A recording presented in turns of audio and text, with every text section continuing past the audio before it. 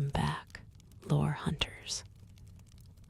Tonight, we step inside the world of one of gaming's greatest universes. Find a comfortable position, let the story unfold, and drift into another world. Imagine, if you will, the gentle hum of the valley settling down as twilight deepens. The last rays of the sun have kissed the western hills, painting the sky in soft mauves and deepening blues. The livestock are safely tucked away. The crops stand still under the cooling air, and the villagers retreat into their homes. As the day's hard work fades, a universal ritual begins across the valley. Sleep, and with it, a veil descends, not of darkness, but of mystery. What truly transpires in Stardew Valley once the farmer, the heart and hands of the land, finally succumbs to weary slumber? What unseen currents flow? What subtle magic awakens? And what ancient secrets whisper in the moonlit silence? For many, the valley's nocturnal hours are merely a blank slate, a quiet pause before the next bustling morning. But for those who listen closely, who feel the subtle shifts in the air, a different story unfolds. This isn't just a time of rest. It's a period of profound, invisible transformation. The very fabric of the valley breathes and shifts in ways the waking eye rarely perceives. Seeds, tucked beneath the soil, gather their strength for the morning's sprout. Animals, nestled in their barns, dream perhaps of verdant pastures and the farmer's kind touch, their contentment subtly recalibrated. Even the wild, untamed corners of the valley begin their own slow dance, refreshing their bounty, preparing for the next day's foraging. Tonight, we venture beyond the familiar, into these silent hours, to uncover the hidden pulse of Stardew Valley, the unseen cycles that nurture the land, the characters, and the deep, ancient magic that truly sustains Pelican Town, long after the last lamp has been extinguished.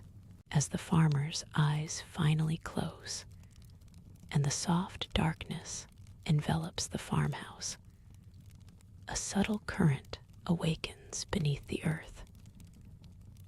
It begins deep within the very soil of the farm, a gentle, almost imperceptible thrum. The tilled rows, freshly watered or still damp from the day's dew, become conduits for a vital energy. Beneath each tiny seed, a quiet magic stirs. It isn't a sudden burst, but a slow, persistent infusion, drawing nourishment from the earth's ancient core.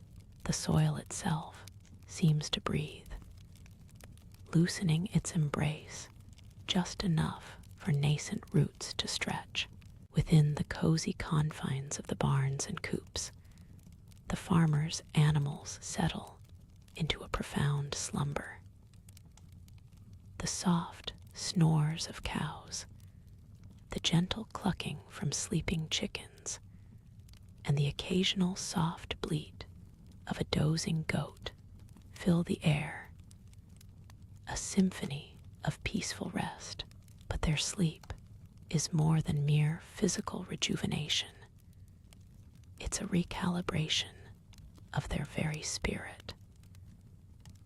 Each animal, bathed in the moon's diffused glow filtering through cracks in the barn walls, absorbs a silent wave of contentment from the valley itself.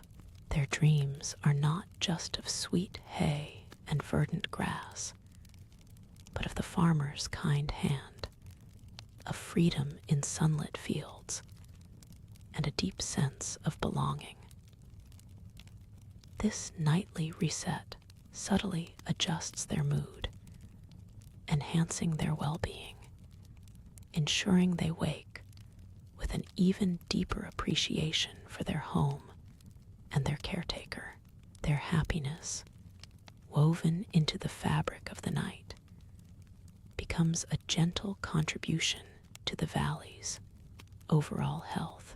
Beyond the farm, in the untamed stretches of cindersap forest, along the rugged mountain paths, and by the whispering waves of the beach, the land performs its own nightly ritual of renewal. Under the watchful eye of the silent moon, the wild bounty of Stardew Valley replenishes itself. Foraging spots, picked clean during the day, begin to bloom anew. Wild berries, kissed by the cool night air, swell with juice and color. Fallen branches, cleared by diligent hands, are replaced by new growth, subtly shifting the forest floor. Even the humble weeds and pebbles, often overlooked, are part of this grand restorative dance, ensuring the valley never truly runs bare. Beyond the livestock, the very crops in the fields experience their own nocturnal transformation.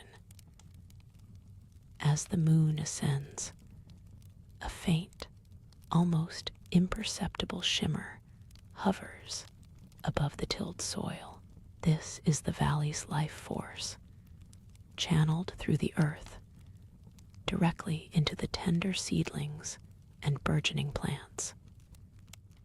Each stalk lengthens, each fruit swells, not with sudden magic, but with a patient, ancient rhythm of growth.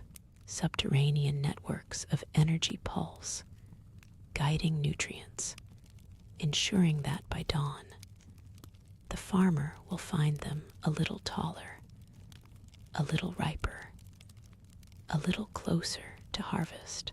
This silent surge is a fundamental heartbeat of the valley, ensuring abundance with every passing night, a testament to its inherent nurturing vitality.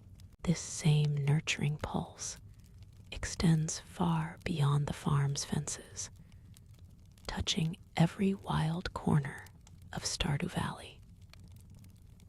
In cindersap forest, tiny, new sprouts of wild horseradish push through the damp earth, while berries on forgotten bushes deepen their hue. Along the jagged cliffs of the beach, fresh sea urchins affix themselves to tide-worn rocks, and a glint of metal might appear where only sand lay hours before. Even the mountainside, with its ancient quarries, experiences a subtle renewal. New rocks settle into reachable positions, and faint mineral veins subtly brighten. It is a world constantly renewing itself, driven by the valley's breath, readying itself for the waking world, ensuring that resources are always available, not through endless creation, but through a gentle, continuous rearrangement and rebirth. Deep beneath the surface, and often unseen, tiny, colorful figures sometimes stir. The Junimos, gentle spirits of the forest, are most active during these quiet hours. Their soft, rustling movements are barely audible, their presence felt more as a shift in the air, a whisper of ancient magic. They flit between plants, tending to the soil, ensuring the delicate balance of growth and decay, their minuscule hands working in harmony with the valley's innate rhythm.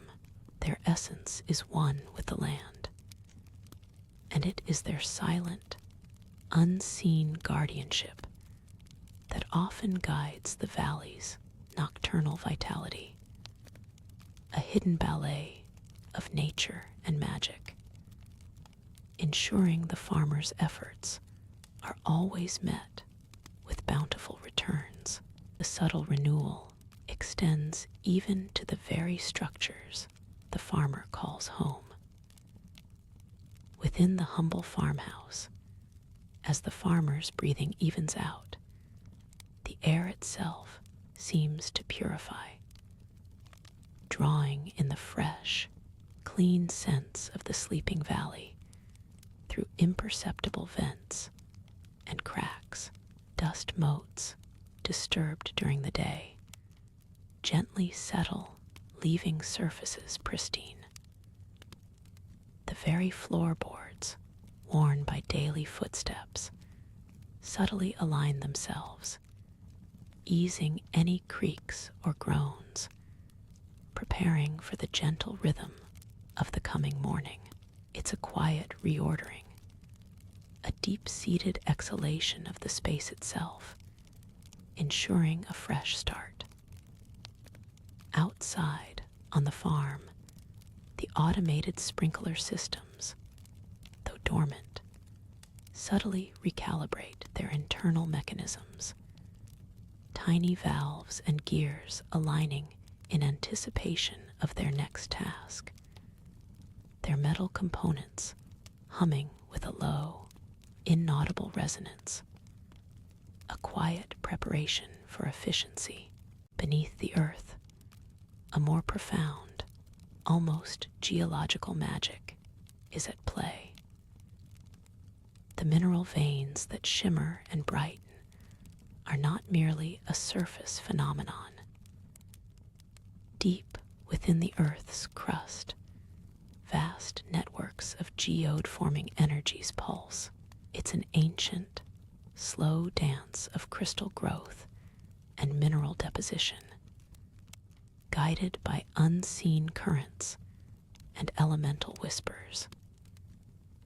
Pressure and time, accelerated by the valley's unique magical signature, reshape the raw earth. Pebbles are compressed, metallic dust gathers, and crystalline structures begin their patient formation. Across Pelican Town, Dr. Harvey's clinic glows with a soft, steady warmth long after most lights have dimmed. Inside, the good doctor meticulously reviews patient charts, his spectacles glinting with a studious focus. The only sounds are the gentle rustle of paper and the precise tick of a grandfather clock, a rhythm that underscores his quiet dedication, preparing the way for a new day of care. The scent of antiseptic, faint and clean, permeates the quiet air. Further into the sleeping village, within a humble trailer, Penny finds solace in the deep quiet of night. Bathed in the soft luminescence of a single reading lamp, she pores over ancient texts, perhaps a forgotten history of the valley or tales of mystical creatures. Her concentration is absolute, the outside world a blur of twilight mist and distant starlight, leaving her undisturbed to wander through pages filled with old wisdom and quiet dreams. Down by the silent docks, the beachcomber rocks gently on the inky water, secured by ropes that murmur a soft, rhythmic creak. A solitary, warm lantern flickers aboard Willie's boat, a faint glow hinting at his nocturnal preparations. A shadow, tall and deliberate, moves through the boat's interior, mending nets with practiced, quiet hands, ensuring they are ready for the pre-dawn call of the sea. A ritual performed under the vast, star-dusted canopy beyond the comforting glow of the town's last embers. Cindersap Forest truly awakens. It is here, nestled deep within the whispering canopy, that the Junimos emerge from their moss-draped hut.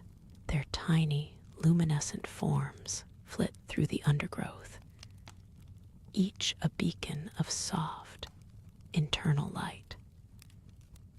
With an ethereal gentleness, they tend to the wild, untamed corners of the woods, a silent ballet of preservation.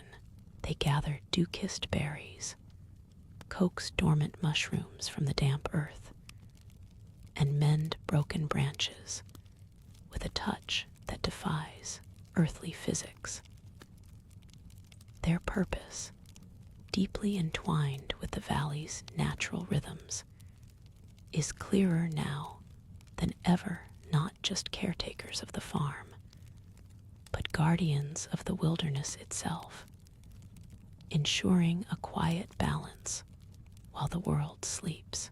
Deeper still into Cindersap, where the air grows heavier with the scent of ancient earth and decaying leaves, another presence stirs. It's not a creature, but the very lifeblood of the forest itself. The gnarled roots of a truly colossal, centuries-old oak tree, wider than any wagon, begin to pulse with a faint, steady bioluminescence. This isn't a sudden flare, but a slow, rhythmic glow, like an ancient heart beating just beneath the surface.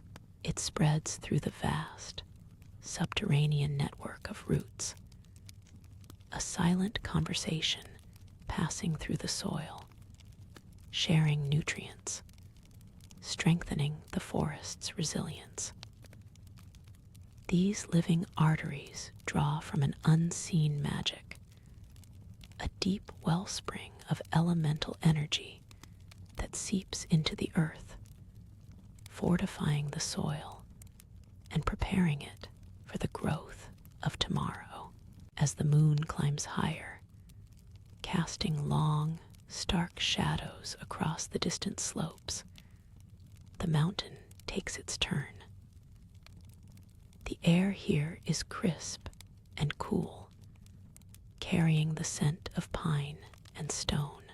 Near the tranquil, dark mirror of the mountain lake, the nocturnal foragers begin their patient search. Small, wary raccoons, their masks stark against their fur, emerge from the dense thickets, their paws nimble as they sift through fallen leaves and pebbles for hidden grubs. Agile squirrels, usually boisterous by day, now move with an almost reverent quietness, meticulously burying and unearthing their winter stores. Each rustle of leaves, each faint splash at the water's edge, speaks of an ancient instinct, a silent contract between the land and its wild inhabitants, all playing their part in the valley's unending cycle, hidden from human eyes. From the deeply rooted ancient oak, the threads of energy subtly stretch, reaching beyond the forest floor and towards the secluded wizard's tower. Perched like a watchful sentinel at the western edge of Cindersap, the tower remains mostly dark during the daytime, but as the moon ascends, a soft, azure light begins to pulse from its topmost window, a silent testament to the arcane energies stirring within. It's not a beacon, but a gentle, rhythmic throb, illuminating dust motes dancing in the air and casting long, flickering shadows down the moss-covered stone. This subtle luminescence speaks of intense, focused magical work, of ancient texts unfurled, and of the valley's most profound secrets being quietly pondered by its enigmatic protector. Inside the tower, amongst shelves laden with forgotten alchemical reagents and scrolls bound with glowing string, Wizard Rasmodius himself tends to his nocturnal vigil. He moves with a quiet, deliberate grace, his hands tracing intricate patterns in the air, stirring the very essence of magic that congregates within his sanctum. A faint, sweet scent of burning herbs and ozone hangs in the air, a silent symphony to his ongoing research. His focus isn't on destructive spells, but on the delicate balance of the valley's inherent magic, guiding stray spirits back to their slumber, or coaxing arcane energies to mend unseen fissures in the local ley lines, ensuring the subtle flow of magical essence remains undisturbed until dawn.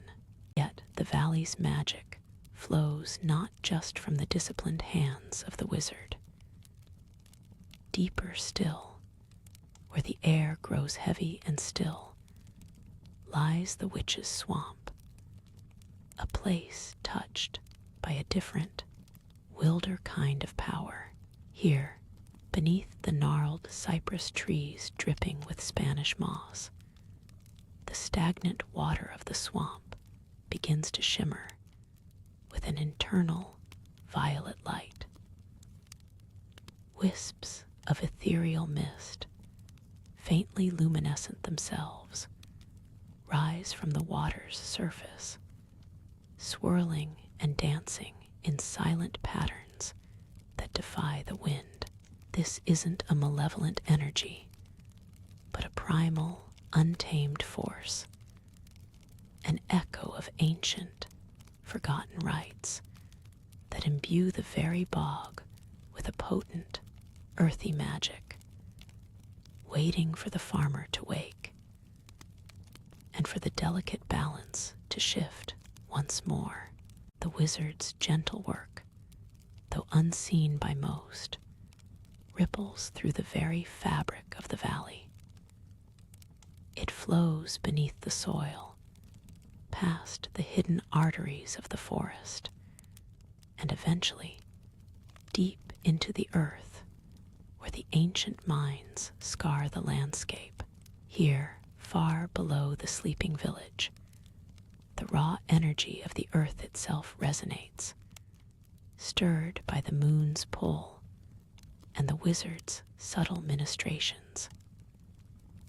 This deep hum of magic touches the forgotten tunnels, causing faint, almost imperceptible tremors in the stone, whispers of a time when the mountain was a bustling kingdom.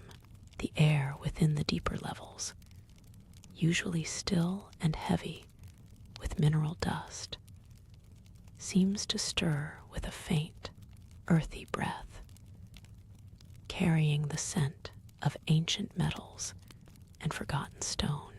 This subtle shift is felt by those attuned to the earth's pulse, perhaps even by the solitary figure deep within the mines, a sentinel of a lost era. The very rocks seem to hold memories, absorbing and reflecting the magical currents, painting a momentary tableau of the valley's deep past for those who might notice. Deeper still, where the air grows colder and the silence heavier, the magic's resonance touches the dwelling of the mountain's reclusive inhabitant.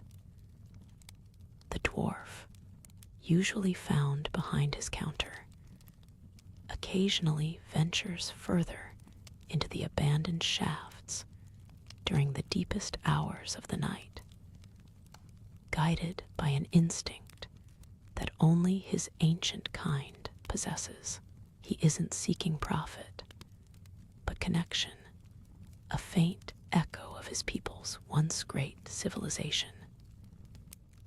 Tonight, the ethereal energies seem to guide his gaze towards a particular section of wall, revealing not a hidden passage, but a shimmering, almost holographic memory of a dwarven artisan crafting glowing ore. The air around him hums with the phantom melody of tools striking stone, a ghostly echo of industry. These are not true apparitions, but impressions left upon the valley's magical canvas, stirred to temporary visibility by the potent, moon-drawn currents beyond the familiar dwarven chambers, where the passages twist into labyrinthine darkness. The whispers of the shadow people begin to coalesce. They are drawn to the deepest concentrations of elemental energy, to places where the valley's ancient magic thrums with an almost primal force. Tonight, as the farmer sleeps, a faint, almost musical hum emanates from the forgotten crossroads of the deeper caves, attracting not just one, but several of these ethereal beings. Their shadowy forms, usually indistinct and fleeting, appear slightly more defined, their glowing red eyes holding a deeper, more contemplative light. They do not speak in words, but in the subtle shift of shadows and the resonance of the air itself, communicating among themselves about the delicate balance of the magic.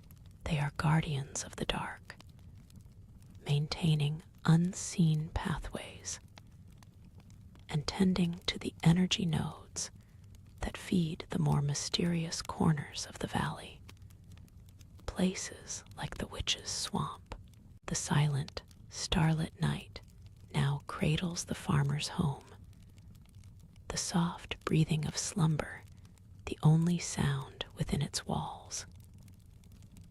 Outside, the distant, almost imperceptible hum of the valley's magic, so potent in the earth's depths, begins to weave its way through the root systems and the very air, reaching the simple farmhouse. It touches the sleeping farmer not as a jolt, but as a gentle caress, a deep resonance that settles into the subconscious.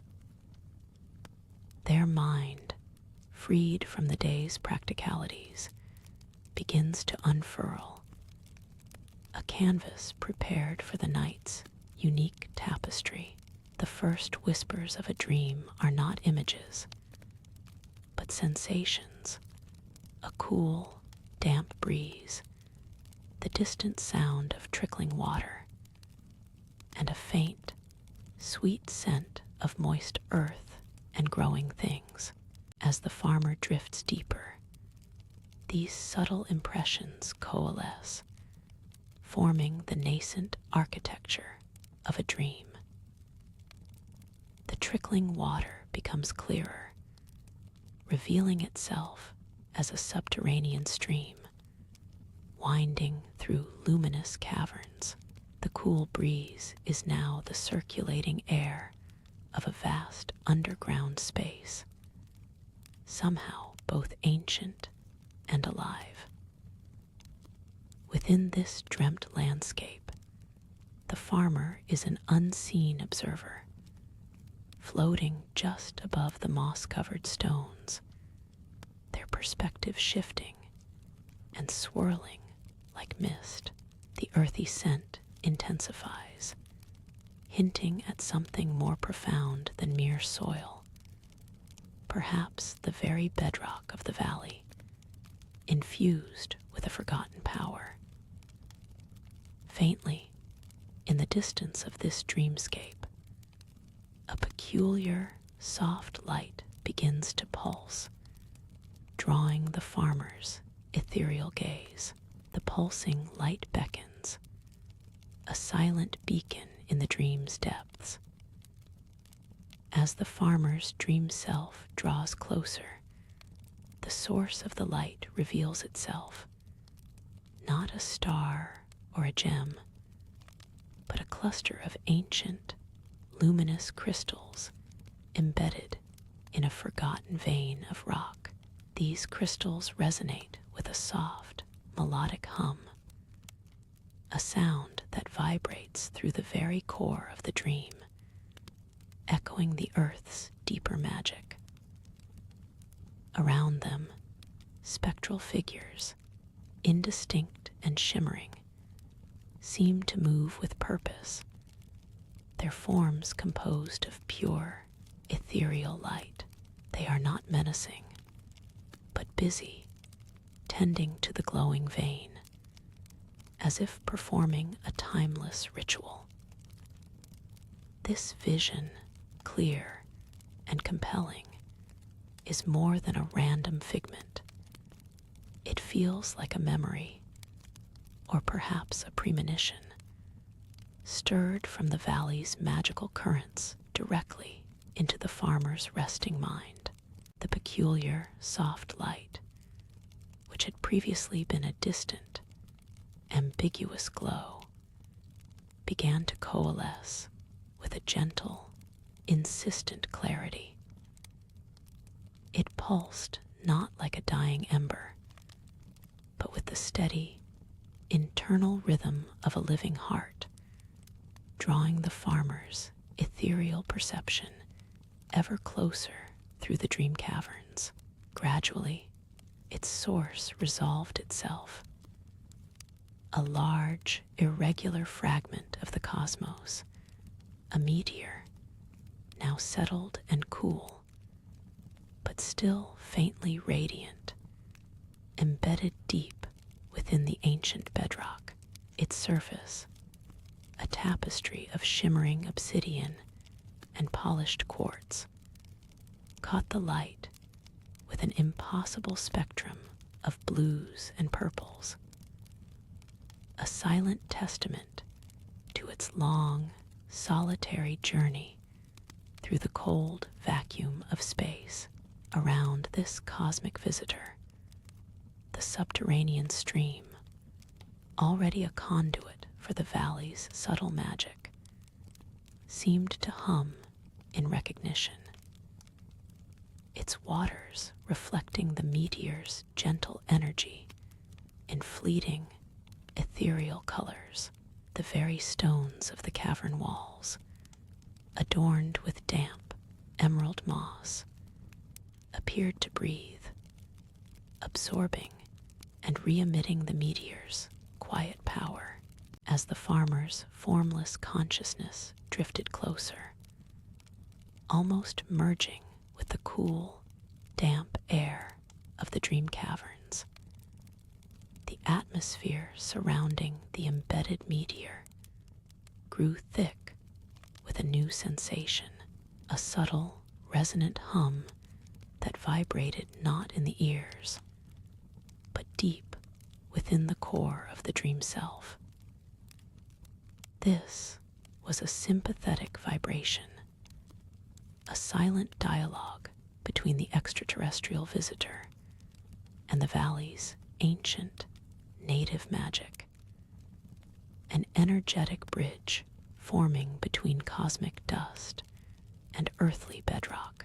In response to this nascent harmony, tiny, luminescent sprites, no larger than fireflies, but possessing the undeniable grace of miniature Junimos, began to emerge from the deeper shadows. They appeared as pinpricks of light at first, then coalesced into delicate forms, their bodies glowing with soft, internal radiance. Drawn by the meteor's quiet power, they flitted around the cosmic stone, their countless individual glows adding to the otherworldly illumination. Each movement a silent, watchful dance. They spiraled and arced, tracing invisible patterns in the dream cavern air, their collective light painting intricate, shifting shadows on the moss-covered walls. The quiet, synchronized dance of the sprites around the meteor, and the stone's own gentle radiance began to soften, like a watercolor painting slowly dissolving in water. The vivid edges of the dreamscape, once so sharp and compelling, grew hazy and indistinct, retreating into the deeper recesses of the farmer's sleeping mind. The murmuring of the subterranean stream faded into an almost imperceptible whisper, and the cool, damp breeze that had permeated the dream caverns became a distant, evaporating memory. In its place, the familiar, comforting warmth and stillness of the farmer's own bed began to reassert itself, a soft blanket of reality slowly unfolding. Though the detailed imagery of the glowing meteor and the flitting sprites dissolved completely, leaving no conscious memory of their specific forms, a lingering, profound impression remained in the farmer's subconscious. It was not a direct recall of the dream, but a deep, intuitive knowing, a subtle shift in the inner landscape of their perception.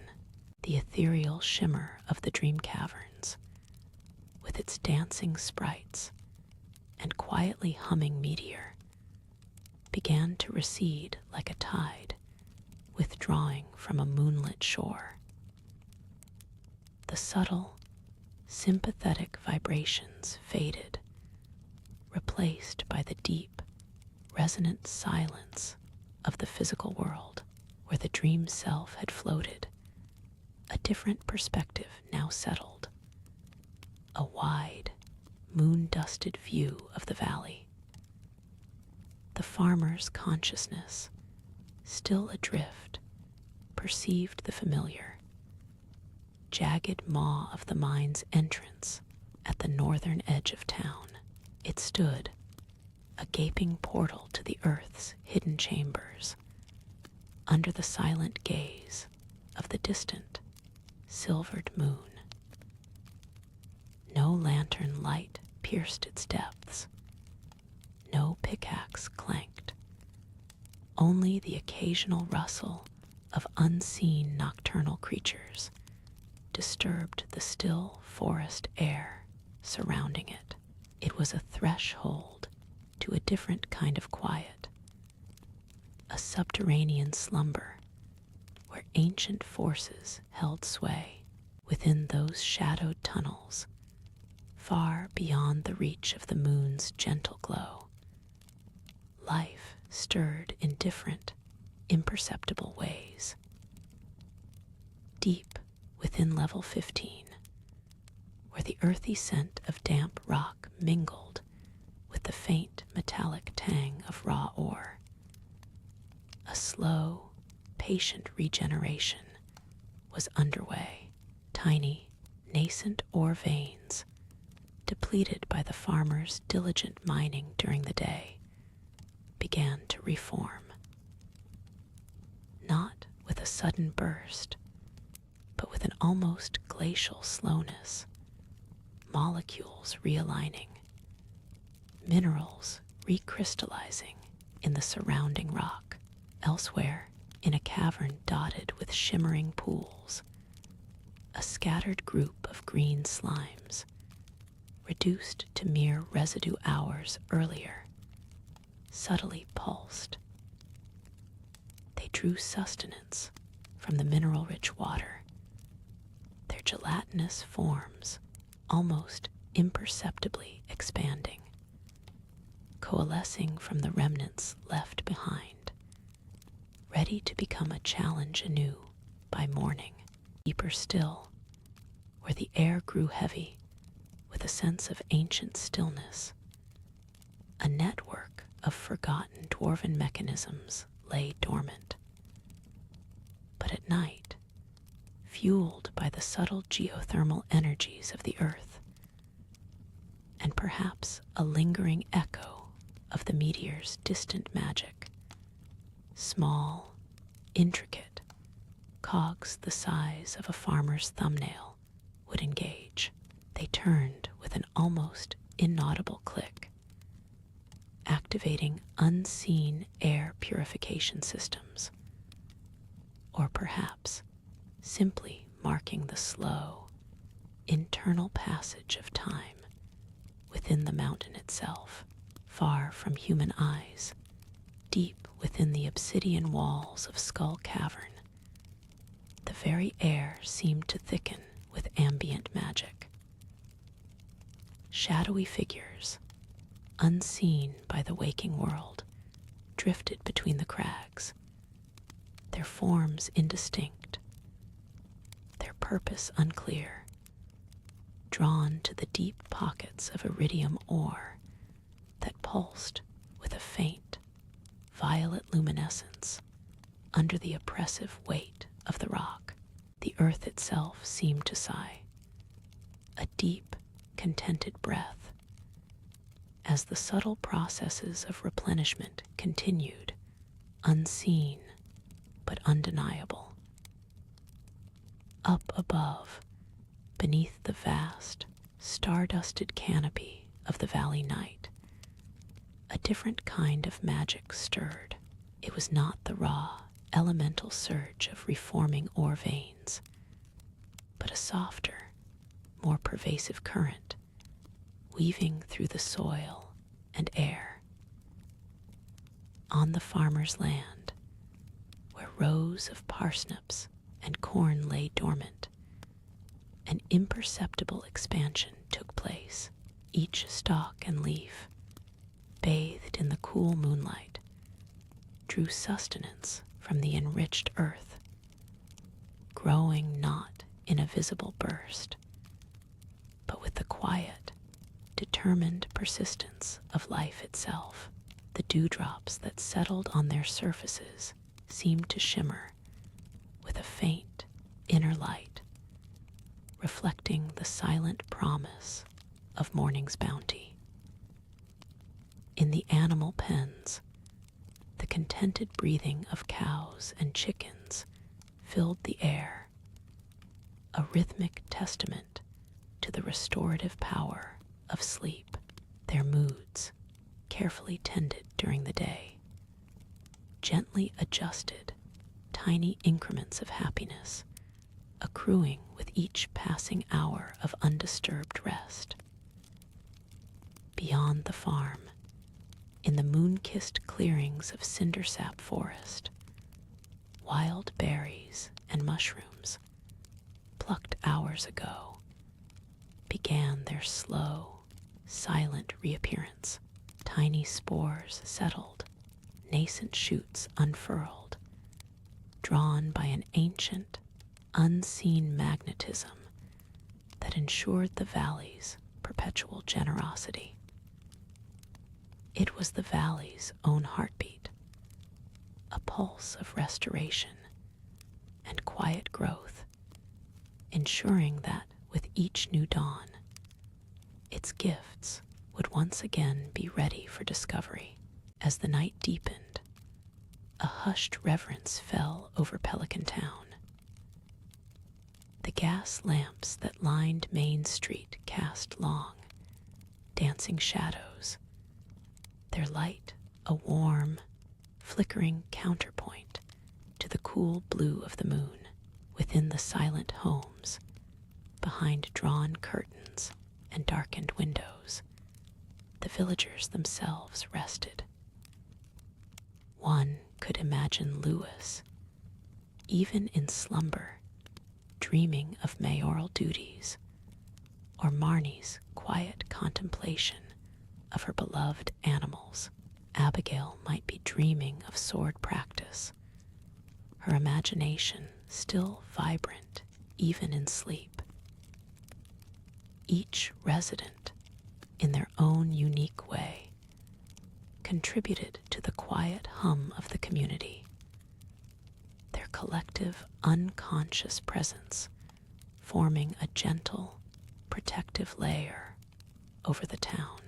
The library, normally a bustling hub of research, stood still and orderly, books patiently awaiting new eyes. Even the Stardrop Saloon, usually a riot of laughter and music, held only the faint, lingering scent of hops and hearth smoke, a memory of camaraderie. And from the distant wizard's tower, a steady, profound pulse of arcane energy emanated, not active or explosive, but deep and meditative.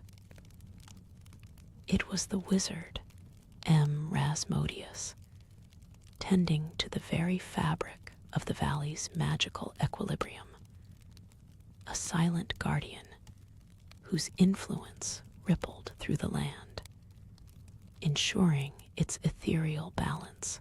His tower, etched against the moonlit mountain, seemed to be a beacon of ancient, simmering power, quietly reasserting itself against the encroaching silence of the night. And so, as the farmers slept, wrapped in the comforting darkness of their own farmhouse, the world of Stardew Valley continued its intricate dance of renewal and quiet magic. The whispers of the wild, the secrets of the ancient earth, the very fabric of time and growth, all unfolded without direct human intervention.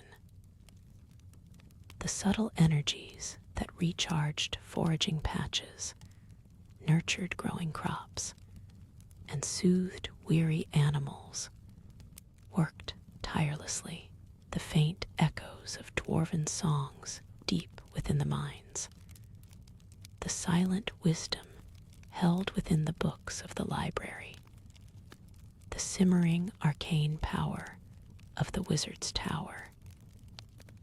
These were not phenomena that ceased when the player's eyes closed. They merely shifted, their expressions becoming more internal, more primal, more aligned with the valley's own deep, resonant slumber. The valley breathes, exhales, and dreams alongside its inhabitants, a vast, interwoven tapestry of life and quiet magic that persists, ready for the awakening touch of a new day. It is a testament to a world far richer than mere pixels and code, a place truly alive, continuously weaving its own story, even as its hero rests. As the first pale light of dawn began to paint the distant peaks, the deep quiet of the night slowly softened, preparing for the familiar sounds of waking life. The world remains, waiting for your return. From the distant wizard's tower, a steady, profound pulse of arcane energy emanated, not active or explosive, but deep and meditative. It was the wizard, M. Rasmodius, tending to the very fabric of the valley's magical equilibrium, a silent guardian whose influence rippled through the land, ensuring its ethereal balance.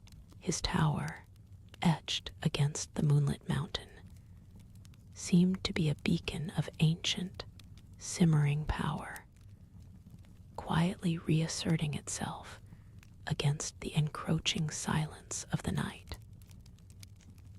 Building on the wizard's role, the focus shifts to his specific interaction with the cosmos. His tower isn't just a place of localized arcane energy. It's a living observatory, a nexus where the valley's magic aligns with the greater celestial dance.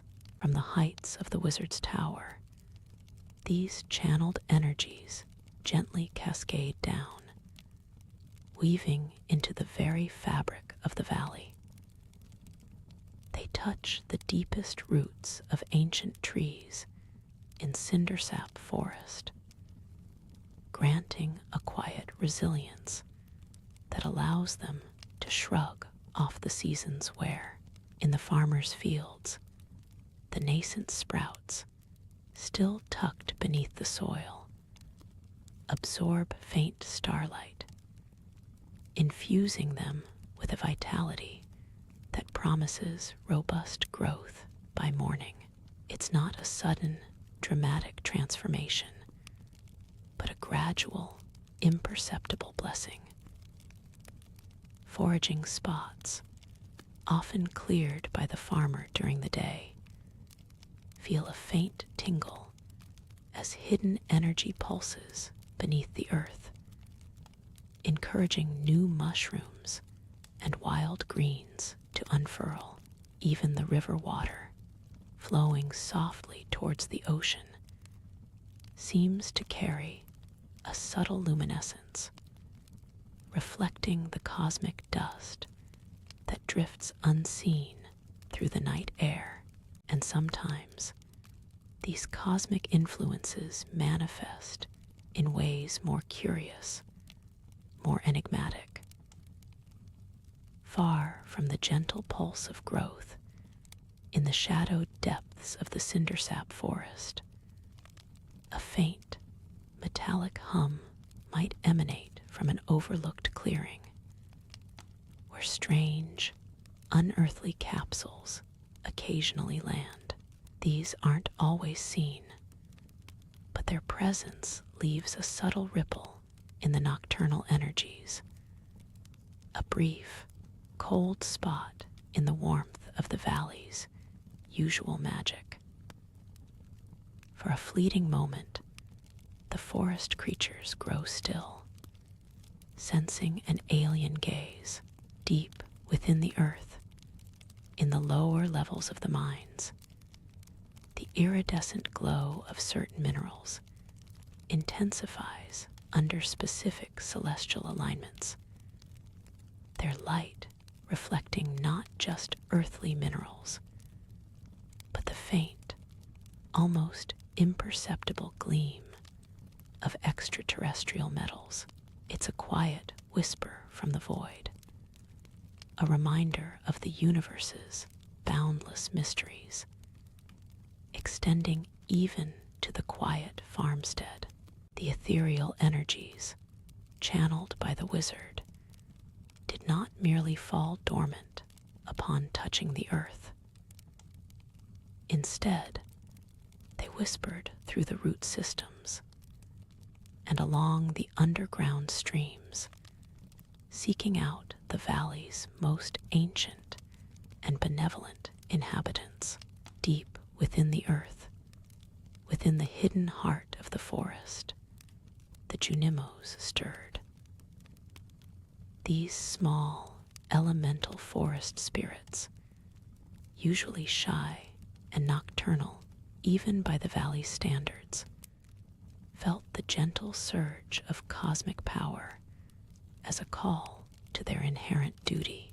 Their tiny, luminescent forms began to pulse with a renewed, soft light, their slumber giving way to a quiet, collective wakefulness. Their role as guardians subtly reasserting itself, awakened and empowered by the wizard's subtle magic. The Junimos emerged from their hidden places. They moved with an almost imperceptible flutter through the sleeping farm, their tiny bodies leaving trails of faint, shimmering dust. They drifted through the farmer's crops, not to harvest, but to bless. Each young sprout received a touch of their gentle magic, an infusion of resilience that protected against night frosts and encouraged the deepest absorption of morning dew. They visited the animals, ensuring their peaceful slumber, gently nudging any restless critter back into a state of calm repose, ensuring they woke refreshed and content. Beyond the cultivated lands, the Junimos extended their vigilance to the wild corners of the valley. In Cindersap Forest, they danced around ancient, gnarled trees, fortifying their connection to the earth and warding off any unseen blight or ethereal discord that might attempt to disturb the natural order. Along the mountain path, they subtly redirected errant pebbles and reinforced loose earth, preventing minor rock falls before they could happen. Even the beach felt their presence, as tiny, glowing Junimo moats swirled near the tidal pools, ensuring the delicate balance of the marine ecosystem remained undisturbed. A quiet, pervasive network of guardianship spanning the entire sleeping valley. Their soft luminescence drifted beyond the cultivated rows, sweeping across the unkempt corners of the farm, where fallen branches lay and scattered stones rested. With a collective, silent intent, the Junimos approached these minor obstacles, not moving them, but touching them with their gentle light. A subtle hum vibrated through the dead wood, a quiet blessing that sped its decomposition, ensuring the nutrients would return to the soil more readily. Rough-hewn stones, once obstacles, now felt a faint warmth, a subtle encouragement for the moss and lichen to grow, softening their edges, preparing them to be part of the earth once more.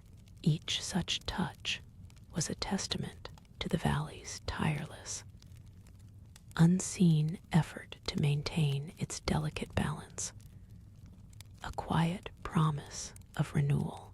As the Junimos completed their rounds on the surface, the ethereal currents they amplified began to sink deeper. They seeped past the topsoil, past the intertwined roots of ancient trees, following the cold, clear veins of underground springs. down in the hidden strata, where the earth's natural energies lay coiled, the magic found receptive conduits. Veins of copper and iron, nestled in silent darkness, absorbed a faint, invigorating tremor. Their crystalline structures, built over eons, subtly realigned, preparing to offer a more generous bounty to the miner's pick. The deep, moist earth hummed with this new pulse, a rhythm of regeneration that reached into the very heart of the mountains, encouraging the slow, steady formation of new geodes and ore deposits, hidden from the waking world, but tirelessly preparing for its demands. Further still, within the shaded depths of Cindersap Forest, the ancient trees, silent witnesses to countless nights, drew the revitalizing energies upwards from their gnarled roots. Their leaves, kissed by the unseen cosmic dust, deepened their verdant hues, and their bark, already rough with age, felt a gentle, invigorating flow. Wild berry bushes, stripped clean by the farmer's diligence, now pulsed with a faint, internal glow, and tiny new blossoms began to unfurl, promising a sweet harvest by morning. Beneath the cover of fallen leaves, rare mushrooms pushed through the soft earth, their caps unfurling with delicate precision, their subtle bioluminescence casting a fleeting, dreamlike shimmer upon the forest floor. A silent tapestry of growth woven in the quiet hours. As these subterranean currents surged and receded, a parallel, quieter magic began its work upon the surface flora. The ethereal flow, now infused with the earth's invigorated pulse, brushed against the wild growth of Cindersap Forest, a silent blessing from the sleeping land.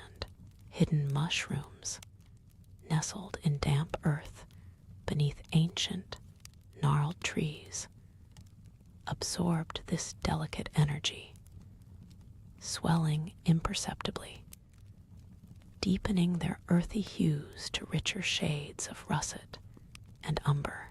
Berry bushes, their branches recently stripped bare by the farmer's diligent hands, felt a faint, insistent thrumming deep within their woody stems, urging new buds to form, new emerald leaves to unfurl, new fruit to ripen with the coming dawn. Even the common weeds, often dismissed or cleared by human effort, found their tenacious roots drawing unexpected strength from the newly enriched soil, playing their small, vital part in maintaining the forest's vibrant tapestry. This tireless overnight growth ensured the valley's continued abundance, a constant, gentle whisper of life, continuing its endless, restorative cycle, preparing the world anew for the light of day. The last vestiges of the Junimos' radiant glows diminished, their task of aiding the land's regeneration complete, receding into the pre-dawn mist that clung to the forest floor. Yet their passage had awakened something deeper, something far older. In the heart of Cindersap Forest, near the crumbled, lichen-kissed remnants of ancient ruins, the very air seemed to thicken, not with mist alone, but with a subtle, resonant energy that vibrated against the very stones, runes carved into forgotten monoliths, and weathered stone circles, usually dull and indistinguishable from the surrounding rock, began to pulse with a faint inner light. These were not the vibrant, immediate glows of the Junimos, but deep, slow beats, like the measured, ancient heart of the earth itself, revealing the long-dormant magic of the valley's ancestors. The ancient structures hummed with forgotten power, a testament to the enduring magic woven into the very fabric of the land for millennia, briefly unveiled in the stillest, most sacred hours of the night. This deep, resonant hum, these subtle pulses of ancient power emanating from the forest's hidden depths, did not go unnoticed by all. High above the forest canopy, within the quiet solitude of his tower, the reclusive wizard Rasmodius often found his sleep fleeting during these powerful nocturnal surges of the land's magic. He sat by his window, a single candle flickering beside an open tome filled with intricate arcane symbols and cryptic lore, his discerning gaze fixed on the distant, ethereal pulses shimmering faintly through the twilight mist that blanketed the valley. He wasn't interfering, merely observing, understanding that these were the valley's own rhythms, cycles far older than himself, older than humanity's brief history. He would spend hours in silent communion with these raw energies, mentally cataloging their subtle ebb and flow, learning from the land itself through unspoken wisdom. For him, the night was not just for rest, but for deeper study, for witnessing the valley's magic at its most raw, unburdened, and profoundly ancient. The subtle, resonant energy emanating from the ancient structures in Cindersap Forest began to deepen. A silent, internal pulse that vibrated through the earth itself. It was not a violent tremor, but a profound, almost musical hum, felt more by the deep roots of the ancient trees than by the surface world. This ancient thrumming seemed to resonate with the very core of the valley, an echo of a time when magic was not a whispered secret, but an inherent part of the landscape. The runes, now softly illuminated, cast a pale, otherworldly glow upon the surrounding moss and the gnarled bark of the forest's oldest guardians. Each pulse of light was a slow, deliberate beat, like a forgotten heart reawakening, sending ripples of subtle energy outward. The air around the ruins grew cooler, crisp, and clean, carrying with it a faint, earthy scent of damp stone and something else, something indescribably ancient, like old memories stirred from a long slumber. As the ancient energy intensified, its influence began to extend beyond the immediate perimeter of the crumbling ruins, reaching out into the wider expanse of Cindersap Forest. The still pools of water nestled between ancient roots reflected the faint, ethereal light from the distant monoliths, their surfaces shimmering with an almost imperceptible ripple. Tiny bioluminescent fungi, usually shy and hidden, responded to this awakening, their caps glowing with a soft, internal luminescence that added to the forest's enchanted ambience.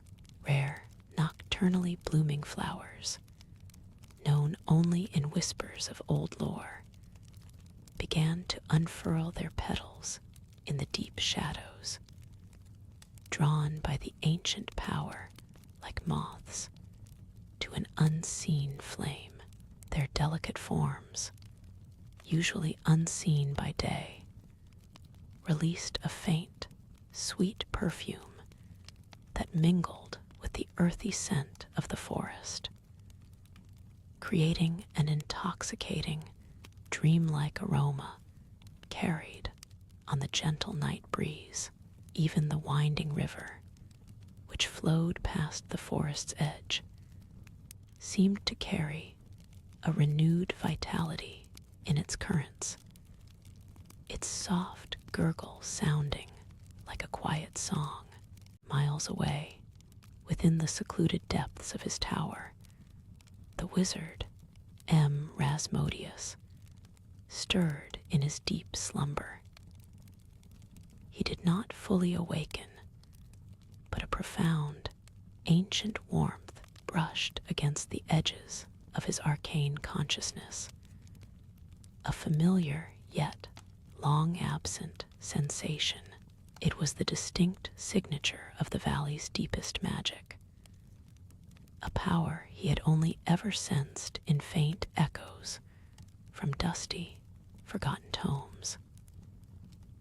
A slight tremor ran through the crystal orb on his study table, its usually dormant depths flickering with a weak, internal light that mirrored the distant pulses from Cindersap Forest. In his dreams, visions of ancient beings, cloaked in shadow and adorned with glowing symbols, danced around monolithic stones, chanting in a language lost to time. The subtle waves of ancient power, now fully awake, reached further, caressing the familiar, humble Junimo huts that dotted the farmer's land. These small, often quiet dwellings, usually only stirred by the gentle hum of their tiny, apple-loving inhabitants, now pulsed with a soft, internal luminescence. The thatched roofs seemed to breathe, and the small, round windows glowed with an amber light, a silent acknowledgement of the valley's deeper magic stirring from its slumber. Inside, the Junimos, usually content in their sleepy state, might be observed as soft, shimmering outlines, their forms flickering with an almost imperceptible energy, resonating with the ancient thrum. Their typically gentle chirps were replaced by an even softer, almost unheard, harmonious whisper, a sound that seemed to weave itself into the very fabric of the moonlit night.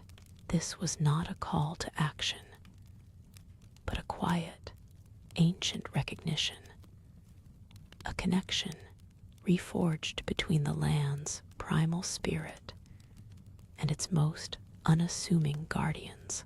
Beyond the peaceful hum of the awakened Junimo huts, the ancient energy continued its gentle spread, flowing like an unseen current towards the solitary, imposing silhouette of the wizard's tower, nestled deep within the cindersap forest. Its obsidian-colored walls absorbed the moonlight.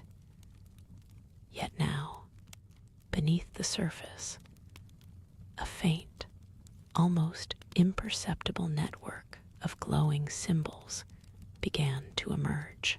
These were not the vibrant, active runes of a working spell, but deeply etched, dormant glyphs that lined the tower's base, now softly illuminated by the valley's reawakened magic.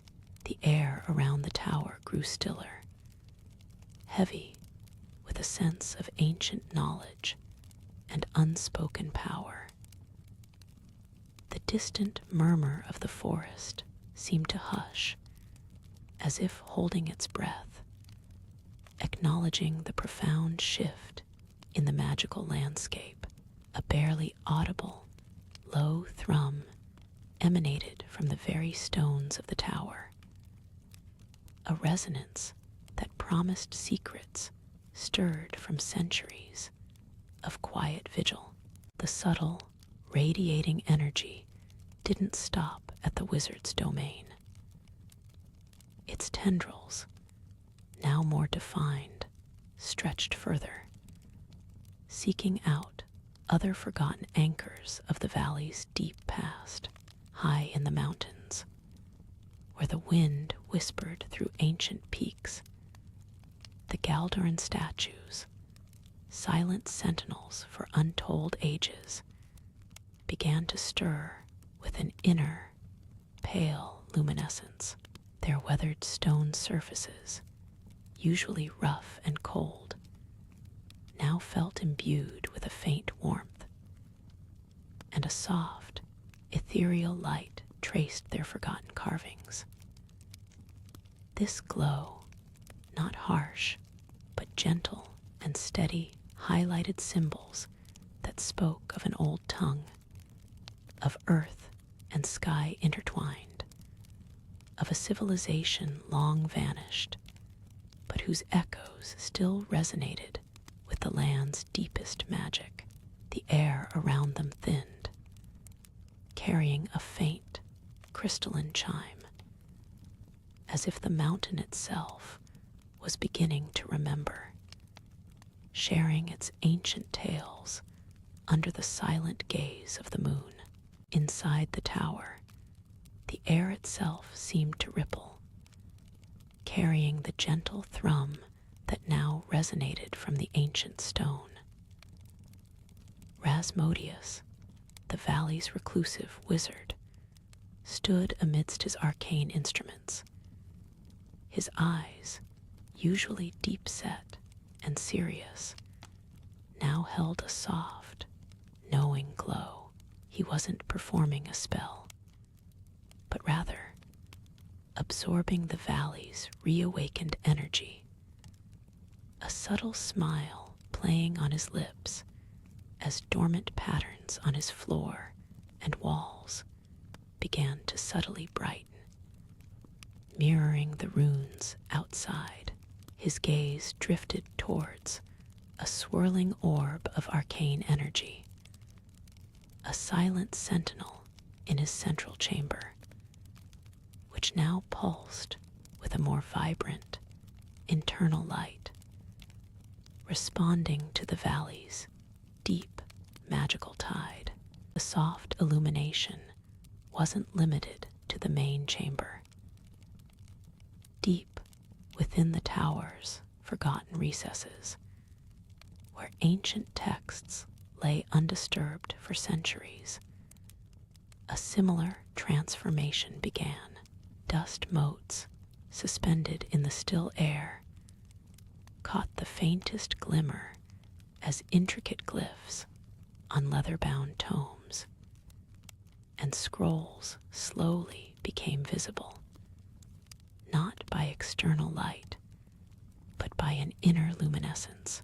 These were not common spells, but chronicles of the valley's earliest enchantments, records of elemental spirits and primordial ley lines, now softly whispering their forgotten stories into the night, their pages exhaling a faint, earthy scent of ancient parchment and damp stone. As the ancient texts quietly hummed their reawakened lore, the magical current didn't remain confined to the tower. It pulsed outwards, a silent wave flowing beneath the roots of the cindersap forest, heading towards the elusive witch's swamp. The tangled mangroves, usually cloaked in an oppressive gloom, seemed to lighten ever so slightly, a faint, ethereal haze rising from the murky water. Across the valley, even the mundane objects on the farmer's land, a forgotten watering can left by a crop, or the sturdy oak trees near the pond, caught the faintest echo of this magic, not glowing, but imbued with a transient, gentle warmth, a fleeting whisper of shared vitality from the land's own deep heart. The soft inner light from the ancient texts wasn't just illumination. It was a slow, deliberate unveiling. Glyphs, once faded to near invisibility, now hummed with a quiet energy, revealing intricate patterns that spoke of earth, sky, and water. These weren't spells for casting, but symbols of connection, tracing the invisible arteries of magic that coursed beneath the valley. As each pattern deepened in its glow, a faint, sweet scent, like petrichor mixed with blooming night jasmine, began to fill the quiet air of the forgotten chamber, an aromatic signature of the valley's deep, reawakened spirit. This gentle pulse of reawakened lore resonated not only within the ancient books, but began to subtly ripple outward. The very stone of the tower, long a passive conduit, now seemed to absorb and re-emit this newfound energy. A faint, almost imperceptible warmth spread through the walls, tracing the deep-seated ley lines that converged beneath the structure. It was a silent conversation between the tower's core and the valley's hidden magical arteries, a shared breath of revitalized arcane power, flowing steadily from the heart of the texts into the bedrock of the valley itself. Far from the tower, in the hushed embrace of cindersap forest, the ancient surge manifested in a different, more natural way. Old growth trees, their roots intertwined with the valley's deepest currents, felt the subtle thrum. Moss on their bark brightened with a velvety sheen, and tiny, bioluminescent fungi along their bases pulsed with a soft, ethereal rhythm. It was a quiet awakening for the forest's oldest inhabitants, a silent nod from the earth acknowledging the return of a forgotten vibrance, a gentle exhalation of energy into the nocturnal air, stirring latent forest sprites and encouraging the quiet bloom of night-only flora. The valley's bedrock, a sprawling network of ancient stone and deep-seated earth, began to respond. A faint, internal current, born from the tower's reawakened heart, traced pathways unseen by the waking world. It pulsed gently through the mineral veins, a low, resonant thrum that vibrated silently beneath the soil of cindersap forest and the foundations of Pelican Town alike, where common water flowed. This arcane energy now trickled, seeking out the valley's forgotten nodes, preparing them for a subtle, luminous awakening. The very ground seemed to breathe with this newfound, gentle power, a quiet, widespread anticipation. As this revitalized energy permeated the valley, it sought out focal points. The entrance to the mines, where dwarven craftsmanship lay hidden for ages, and the desolate altars scattered near the ocean's edge. Here, the subtle current deepened, coalescing into a faint, inner glow that outlined long-forgotten symbols etched into the rough rock faces. These weren't just carvings, they were conduits, now softly shimmering with the received magic, each pattern whispering a silent tale of its original purpose, hinting at connections to the deep earth and the distant stars. A warmth, almost imperceptible, emanated from the ancient stone, a gentle pulse inviting deeper understanding. As the farmer's farmhouse lights dimmed, a new kind of luminescence, faint and deep within the valley, began its quiet work.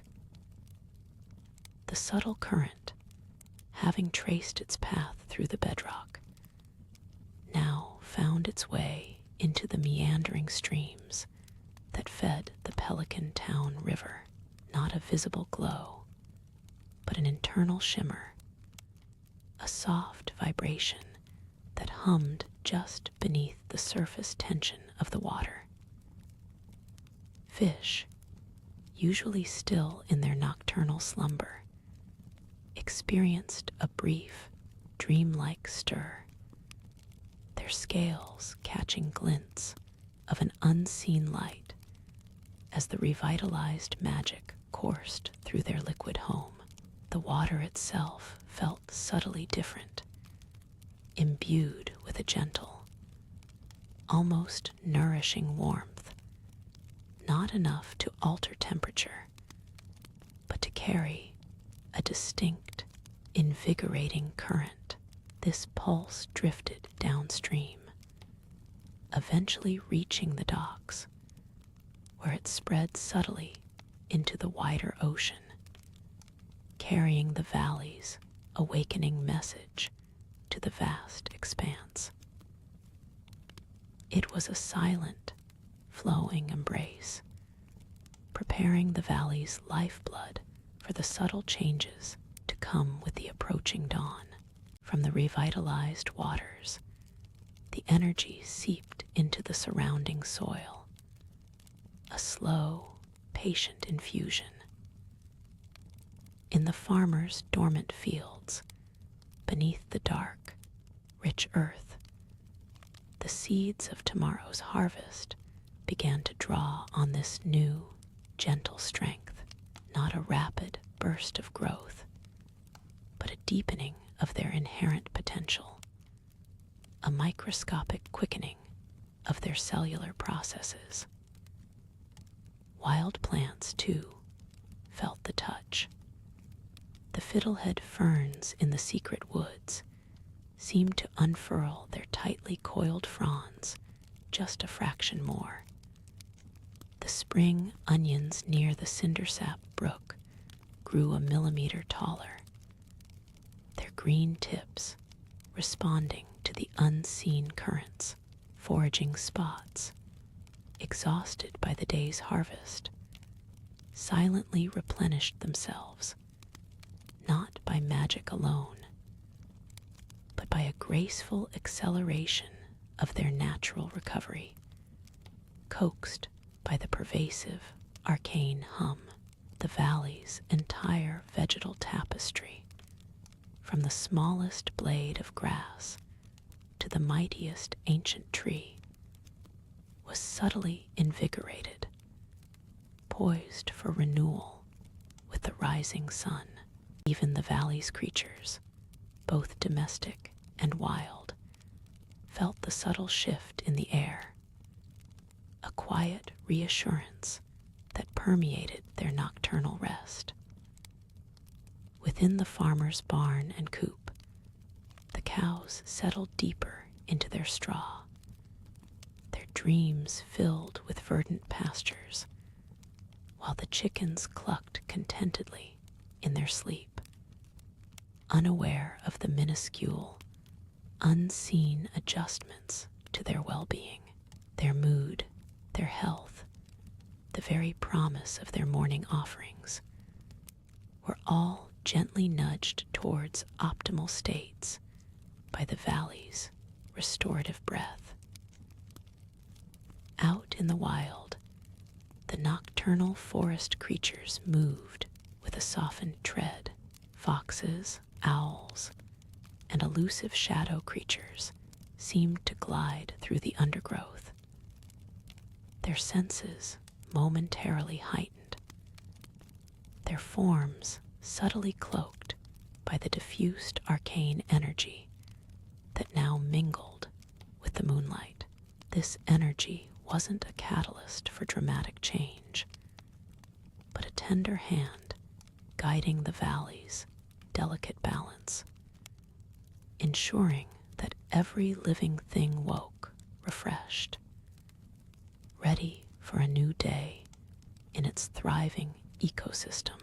The pervasive hum, having nourished the soil, now seeped deeper, finding its way into the slumbering minds and bodies of the valley's creatures. On the farmer's property, within the hushed sanctuary of the barn, cows and goats lay curled in their stalls, their breathing slow and rhythmic. A faint, almost imperceptible warmth began to gather around them, not one of external heat, but an internal glow that seemed to settle in their bones. It was a gentle reassurance, a quiet promise of strength and vitality for the coming day, ensuring their spirits remained high, their milk rich, and their wool soft. Even in their dreams, a sense of well-being deepened. Across the path, inside the coops, the chickens too felt this subtle tide. Nested together on their roosts, their tiny bodies occasionally twitched, not with alarm, but with a deep, dreamlike contentment. The eggs, nestled warmly beneath them, seemed to absorb this gentle, restorative power, their shells almost imperceptibly strengthening, their yolks deepening in golden hue. It was a silent, nightly miracle, ensuring that each morning's collection would be just a little more vibrant, a little more perfect, a testament to the unseen forces at play while the farmer slept, oblivious to the magical undercurrents that sustained their thriving farm. Beyond the farm, in the wilder parts of the valley, the nocturnal world continued its quiet dance. Small forest creatures, the field mice in their burrows beneath ancient tree roots, the shy rabbits tucked into thickets, even the darting fireflies that pulsed with cold light, all registered the valley's rejuvenating breath. They didn't grow larger or stronger in an instant, but a deeper sense of security settled upon them.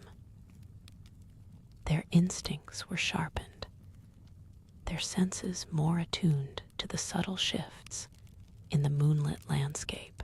This unseen pulse reinforced the natural order, preparing both predator and prey for the intricate ballet of another day, ensuring the valley's delicate ecosystem remained in perfect, magical balance. Beyond the coops and barn, the pervasive hum gently broadened its reach, extending its subtle influence across the farmer's neatly tilled fields. A faint, ethereal shimmer, visible only to the most perceptive of senses, settled upon the tender shoots of spring crops, coaxing them upwards. Tiny sprouts, mere hours old, elongated imperceptibly, their nascent leaves unfurling with a quiet, accelerated grace. The soil itself seemed to pulse with a low, resonant energy, feeding the roots below, promising a bountiful harvest that transcended mere sunlight and water. Each pea pod swelled, each potato tuber deepened its hold, each strawberry plant prepared to blush with ripening fruit, all while the farmer dreamed, oblivious to this silent, nightly communion between land and magic. This deep, earthbound energy didn't stop at the surface. It permeated the very bedrock beneath the farm, revitalizing the subterranean springs and the veins of rich, dark earth. The water in the irrigation channels, usually still in the nocturnal hours, seemed to flow with a renewed, almost liquid luminescence, cleansing itself of the day's sediment. Each drop absorbed the valley's inherent vitality, ready to nourish the thirsty roots come dawn. The soil, in turn, released its stored nutrients with a gentle sigh, preparing itself to readily offer sustenance, ensuring that the ground remained fertile and responsive, a living, breathing foundation for the farmer's daily endeavors, silently renewed as the heart of the farm slumbered in this deep, magical embrace. The subtle currents began to ripple outwards, beyond the carefully constructed fences. The dirt path leading from the farmhouse to Pelican Town, usually a plain ribbon of compacted earth, now absorbed a soft, ambient glow, preparing its surface for the day's coming footsteps. The ancient oak trees, just at the edge of the farm property, silent sentinels, deepened their roots into the enriched ground, their very bark seeming to absorb the subtle energy, growing imperceptibly stronger. Their leaves poised to unfurl with vigor in the morning light, the line between the cultivated and the wild blurred for these hushed hours, all drawn into the valley's quiet, restorative hum, profound revitalization born from the valley's silent, nocturnal pulse, didn't merely nourish the farm's cultivated plots. Its gentle influence extended outwards, seeping into the wilder corners, particularly along the borders, where the neat rows of the farm met the untamed embrace of cindersap forest. Here, Amidst the dew-kissed undergrowth, the wild berry bushes responded with a quiet eagerness. Each individual berry, still small and green hours ago, subtly swelled, its surface tightening, preparing for the next stage of ripening. Unseen, underground networks of roots for wild onions and leeks absorbed the rich energy, thickening their bulbs, ready to present themselves anew to the discerning eye. Even the elusive morel mushrooms, shy denizens of the forest floor, felt the insistent call, their caps silently unfurling from the damp earth, a fresh bounty promised by dawn's first light. This pervasive, revitalizing energy also permeated the sturdy walls of the farmer's barn and coop, creating an atmosphere of deep, unburdened peace. Within the soft, hay-scented darkness, the animals were not merely sleeping, they were undergoing a silent, restorative communion. Each cow, heavy with the day's grazing, exhaled a soft sigh, their large bodies settling deeper into their straw beds. The subtle hum, now almost a lullaby, soothed their spirits, gently adjusting their internal rhythms. Any minor anxieties from the day, the slight discomfort of a crowded space, or the fleeting worry of a distant predator were gradually smoothed away. Their moods, a vital component of the farm's success, were being recalibrated, nurtured by the valley's inherent kindness, ensuring they awoke with spirits bright and production high, ready to offer their gifts without reservation beyond the barn.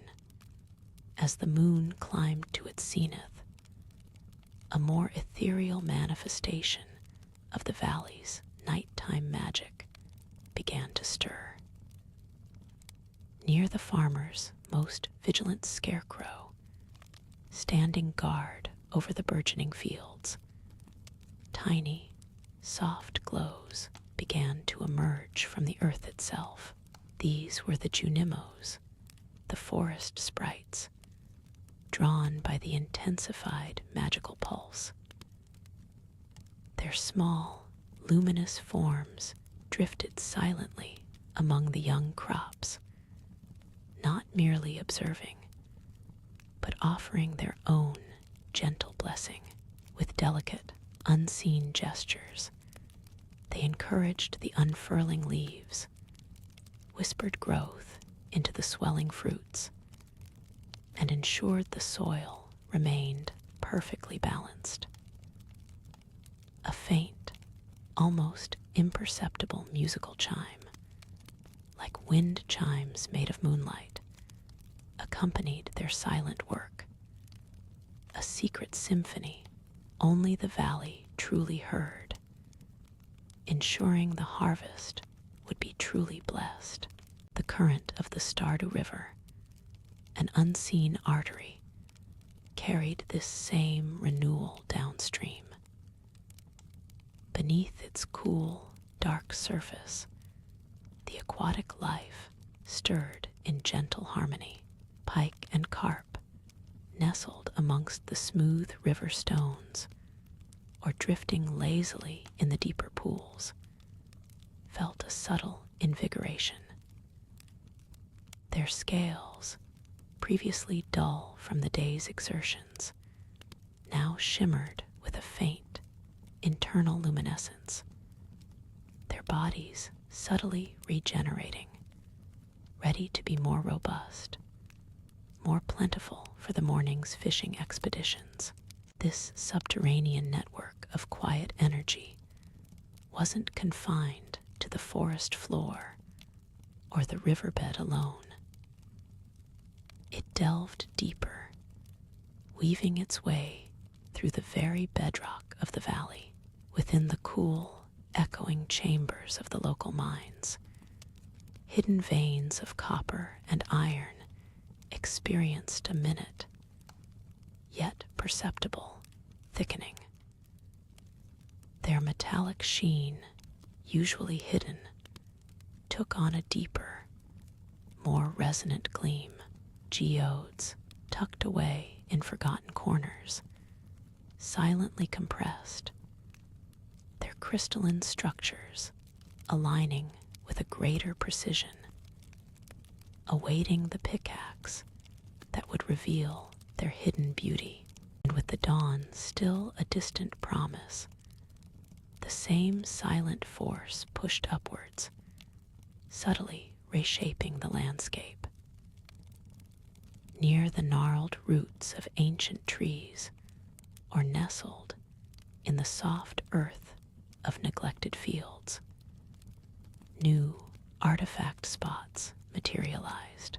These faint, worm-like disturbances in the soil, almost imperceptible, were the silent indicators of buried history, of long-lost tools and forgotten relics, gently coaxed closer to the surface by the valley's nocturnal breath, awaiting discovery by a curious shovel. The very ground hummed with secrets. The subterranean network of quiet energy wasn't confined to the forest floor or the riverbed alone. It delved deeper, weaving its way through the very bedrock of the valley, within the cool, echoing chambers of the local mines. Hidden veins of copper and iron experienced a minute, yet perceptible, thickening. Their metallic sheen, usually hidden, took on a deeper, more resonant gleam. Geodes tucked away in forgotten corners, silently compressed, their crystalline structures aligning with a greater precision, awaiting the pickaxe that would reveal their hidden beauty. Yet the earth's profound slumber encompassed more than just inert mineral wealth. This profound, regenerative current wasn't purely natural. A crucial thread of subtle, intrinsic magic wove through it, guided by unseen, benevolent hands. Deep in the heart of Cindersap Forest, nestled amongst ancient trees, where moss draped like emerald velvet from gnarled branches, the Junimos stirred. They did not appear in their usual visible, bustling forms, but rather as faint, ethereal gleams. Their presence, a whisper of soft light amidst the profound darkness. These translucent spirits, the valley's quiet guardians, floated with serene grace amongst the newly regenerating foraging spots. Each carried a minute, almost invisible spark of pure, fertile energy, a concentrated essence of natural vitality. With gentle, almost imperceptible nudges, they encouraged the burgeoning growth of a wild leek, coaxed a forgotten common mushroom from its damp bed, or infused a patch of wild berries with an extra, irresistible burst of sweetness. Further still, beyond the immediate, localized reach of the forest's gentle spirits, the wizard's tower stood sentinel, a silent, imposing beacon of arcane influence, high on the mountain pass. While the enigmatic wizard himself might be deep in his own arcane slumber, perhaps meticulously tending to rare potions in his private, hidden chambers, or even communing with spirits in a higher plane. His tower pulsed with a faint, steady magical current of its own. This wasn't the active casting of a complex spell, nor a sudden burst of raw power, but an ambient emanation, a subtle, constant anchoring of the valley's inherent magical energies from its ancient, rough-hewn stone foundations. Tendrils of soft, ethereal purple light seemed to seep almost imperceptibly into the surrounding ground, gently reinforcing the mystical channels that fed the Junimos' tireless efforts and invigorated the very earth beneath. It was a pervasive background hum of magic, a benevolent ward that embraced the entire region, ensuring the valley's delicate balance of growth and renewal remained undisturbed and perpetually active. This constant, unseen flow permeated every hidden nook and cranny, from the deepest, shadowed mine shaft to the highest, wind-swept mountain peak, protecting and nurturing the very essence of Stardew Valley while the human world slept. The Junimos, now visible as dancing motes of luminescence, did not confine their gentle ministrations solely to the wild bounty of the forest. Their path, a shimmering ribbon of green and gold, led them across the farmer's fields. Here, rows of planted crops lay in quiet expectation. With movements as light as dewfall, the spirits hovered over young parsnip sprouts, infusing each delicate leaf with a concentrated dose of growth. A faint, almost imperceptible hum resonated from the soil as the unseen energy of the valley was drawn upwards, nourishing the roots, preparing them for the dawn's acceleration. Each nascent vegetable, fruit, or grain received its measure, growing microscopically, its vibrant colors deepening under the ethereal glow. As the silent gardeners completed their rounds, a different kind of slumber settled upon the enclosed spaces of the farm. Within the sturdy wooden barn, the cows and goats lay in a peaceful tableau. Their heavy, rhythmic breathing filled the air, a soft counterpoint to the rustling hay. The warmth of their bodies radiated gently, a comforting presence in the cool night. Each animal, settled deep in its dreams, seemed subtly attuned to the valley's profound quietude. The ambient magic, a faint echo of the Junimos' recent passage, seemed to wrap around them, imbuing their rest with an unspoken sense of well-being. A rejuvenation beyond mere physical sleep. The nearby chicken coop, too, held its silent congregation. Hens and roosters, perched on their roosts or nestled in soft straw, were entirely still, small bundles of feathers and warmth. A faint, almost imperceptible twitch occasionally rippled through a sleeping wing, or a soft clucking escaped a beak, as if dreaming of sun-warmed fields and plump grubs. It was more than simple rest. This profound sleep, deepened by the unseen currents of the valley, was a period of gentle mending, a quiet strengthening.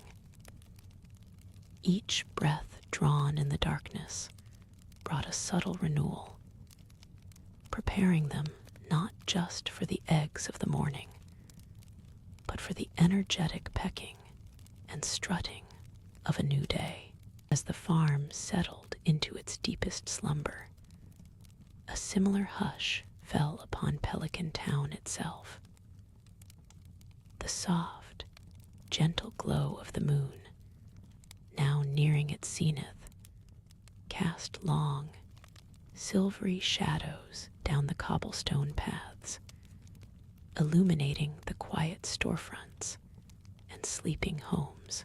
A faint, almost imperceptible warmth emanated from the tightly shut doors and windows, a residual heat from the day's activities and the cozy hearths within. The air, crisp and cool, carried only the distant hoot of an owl and the soft rustle of leaves in the ancient trees bordering the town square. Yet not every light had completely faded. In the dimly lit back room of the Stardrop Saloon, Gus, ever the meticulous host, was quietly polishing a final glass, the gentle chime of crystal on crystal the only sound. He moved with a practiced grace, his shadow stretching long and fluid across the gleaming wooden counter, a silent guardian tending to the establishment even after the last patron had departed. The comforting scent of spent hops and faint cooking spices lingered, a testament to the day's conviviality, slowly fading into the quiet night. His work was a ritual, a silent preparation for the next day, ensuring that the heart of Pelican Town would beat true again with the morning light. A few blocks away, within the small, tidy home of Mayor Lewis, a single lamp burned low beside a stack of official-looking papers. The mayor, usually bustling with community affairs, now sat in peaceful contemplation, his spectacles perched on his nose, reviewing the day's records. The soft scratch of his pen on parchment was almost inaudible, a focused murmur against the backdrop of the sleeping town. His thoughts were of budgets, festivals, and the well-being of his constituents, ensuring that the gears of Pelican Town would continue to turn smoothly, even in the dead of night. The quiet work of maintaining the community continued, unseen by most, but vital to the valley's gentle rhythm. Gus finally extinguishes the last lantern, plunging the Stardrop Saloon into a serene darkness, save for the faint moonlight filtering through its broad windows. As his footsteps recede towards his small living quarters above, the quiet of Pelican Town deepens further. It is then, as the last human light wanes, that the valley itself begins its subtle, unseen work. A gentle, almost imperceptible hum, an ambient energy born of the land, and the ancient magic that courses beneath it, starts to permeate the air. This energy, a whisper from the Junimos, who tend the wild places, and the earth spirits themselves, seeps into the soil, touching every seed and sprout with a nurturing touch. It encourages the tender leaves to unfurl, pushes the roots deeper, and swells the nascent fruits with the promise of the coming day. Within the farmer's sturdy barns and coops, the nocturnal magic takes a different, yet equally vital form. It doesn't accelerate physical growth in the same overt way it coaxes the crops, but rather it nurtures a deeper, more profound well-being as the moon climbs higher, casting long shadows across the straw-bedded floors. The contented slumber of the cows, goats, chickens, and ducks is subtly deepened. The ambient magic, a gentle caress, seems to permeate their very dreams, alleviating any lingering stress from the day, soothing their minds, and ensuring a peaceful, restorative rest. It's a silent balm, improving their disposition, making them more joyful, more amenable, and ultimately more productive in the morning light. Each breath taken by the sleeping animals, each twitch of a dreaming hoof or wing, is imbued with this quiet rejuvenation. Beyond the manicured fields and cozy animal shelters, the valley's subtle nocturnal pulse orchestrates other vital transformations. In the deeper reaches of cindersap forest, along the winding paths of the mountain, and amidst the scattered driftwood of the beach, the foraging spots that were depleted by day slowly begin their quiet revival. Berries swell anew on their bushes. Wild horseradish pushes through the earth, and mushrooms sprout from damp logs, each responding to the same ancient call of regeneration. The ambient magic, less concentrated here, but spread wider, invigorates the wild flora, ensuring a steady supply for those who seek nature's bounty. Deep within the earth, in the cavernous depths of the mines, even the mineral veins and geonodes undergo a minute, almost imperceptible shift. While not a full reset, the earth itself settles and breathes, ever so slightly altering the mineral formations, refreshing a hidden pocket, or deepening a seam for the next day's intrepid adventurer. As the silent balm settled over the farmer's animals, the same gentle current began to flow beyond the farm's sturdy walls, reaching out into the tilled earth. Across the sprawling fields, a luminous thread of energy, spun from the valley's deepest magic, traced intricate patterns beneath the soil.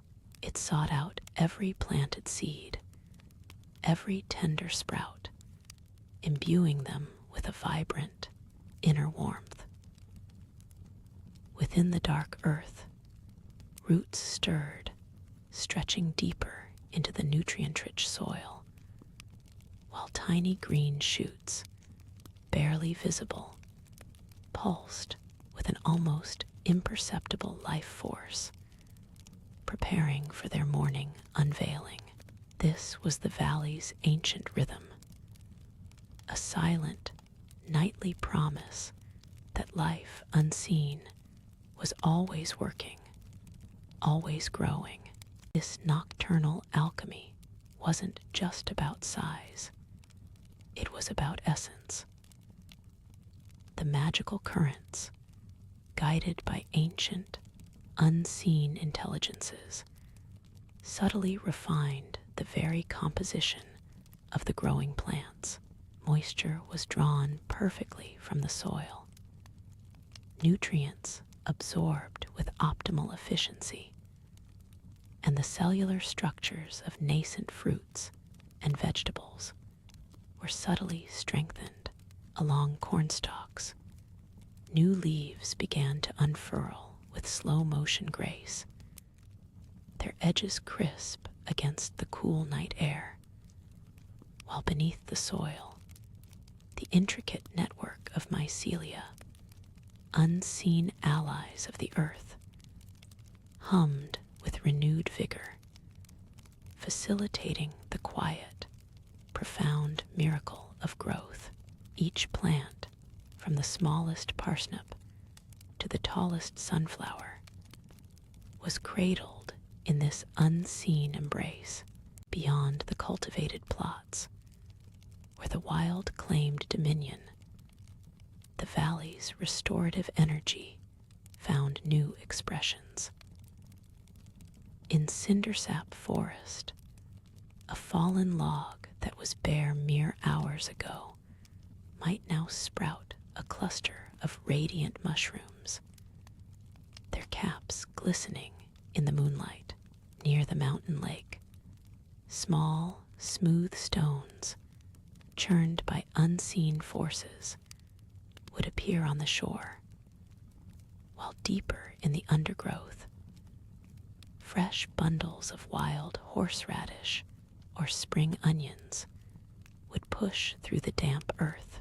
The Junimos, in their ethereal dance, perhaps played a part, guiding this silent renewal, ensuring the wild places would yield their bounty again, their tiny lights weaving through the twilight mist, a testament to the valley's endless, secret generosity. The soft, nurturing magic, having replenished the cultivated fields, did not stop at the farmer's fences. It gently rippled outwards, a silver-blue current flowing into the whispering depths of Cindersap Forest, beneath ancient trees, moss-covered rocks, and tangled undergrowth.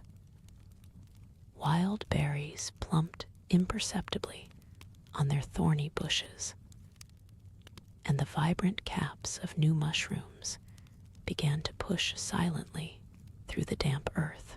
The very air, cool and fresh, seemed to vibrate with this silent renewal, preparing the wilderness for the waking world, ensuring a steady abundance for foragers and creatures alike.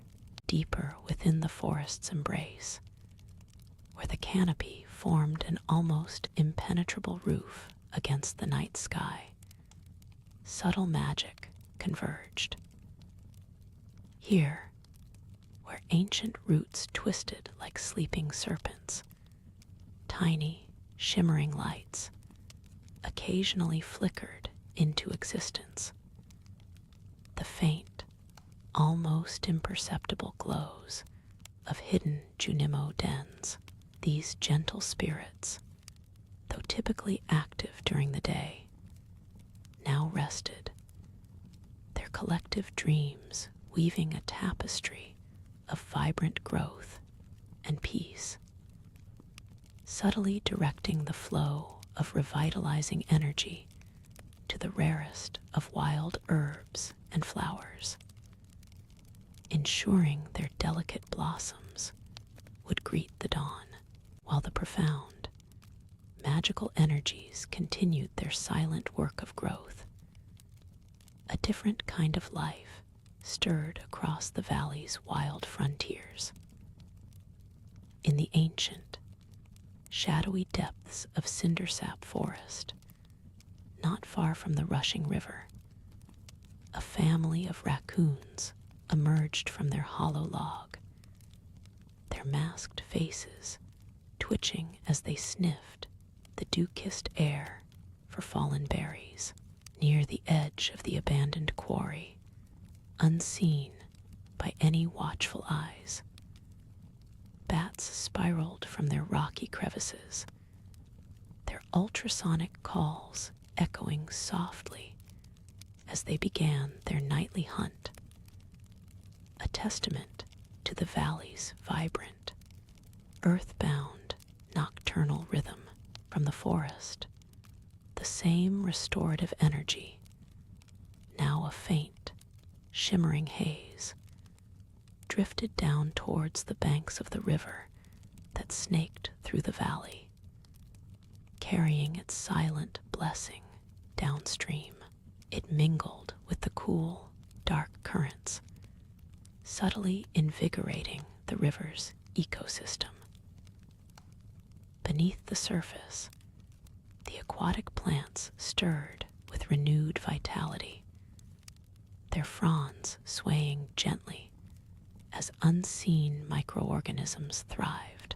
The very stones on the riverbed seemed to hum with a soft, deep energy, preparing them to reveal new geode treasures for keen eyes to discover by morning light. As the river met the open sea, the magic expanded, a wide, invisible blanket settling over the dark waves. Along the sandy shore, newly washed up shells settled softly, their intricate forms gleaming faintly under the distant starlight, while certain tide pools, touched by the nocturnal current, subtly shifted their compositions, nurturing nascent marine life and ensuring a fresh bounty of ocean forage. Even the farm animals, nestled in their cozy barns and coops, felt the gentle lull of this pervasive, sleep-laden magic.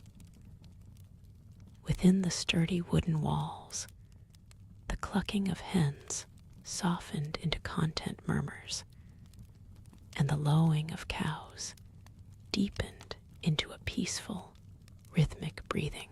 Each creature, from the smallest rabbit to the largest pig, shifted comfortably in its straw bed, their dreams filled with verdant pastures and crisp, sweet hay.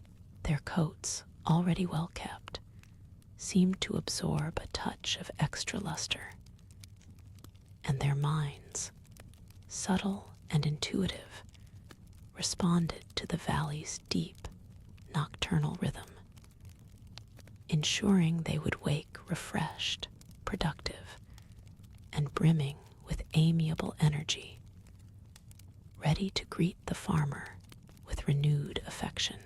The magic also subtly strengthened the bonds between them and the farmer, a quiet affirmation of care that promised bountiful yields and harmonious mornings, far from the gentle comforts of the farm and the whispering forest. A different kind of energy stirred deep within the ancient earth. At the entrance to the mines, where the old quarry marked a gateway to unseen depths, the rough-hewn stones of the cave mouth seemed to pulse with a faint, almost imperceptible internal luminescence.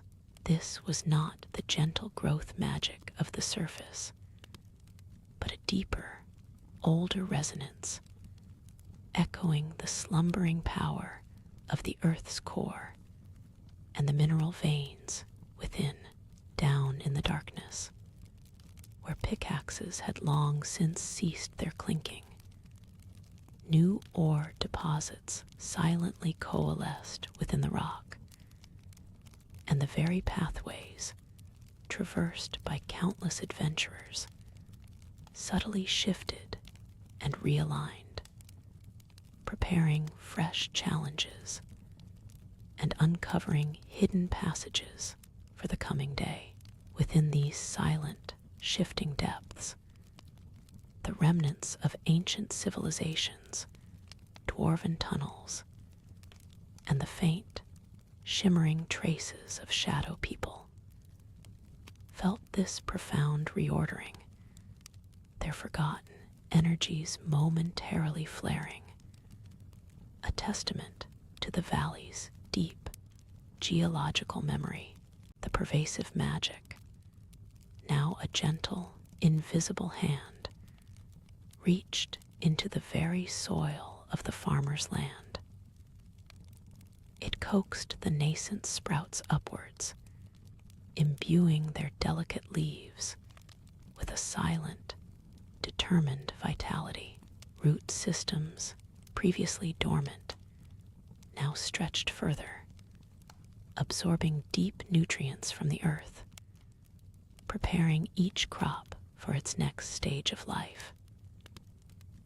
A quiet, rhythmic hum resonated beneath the rows, a symphony of organic growth that would greet the dawn with visible progress.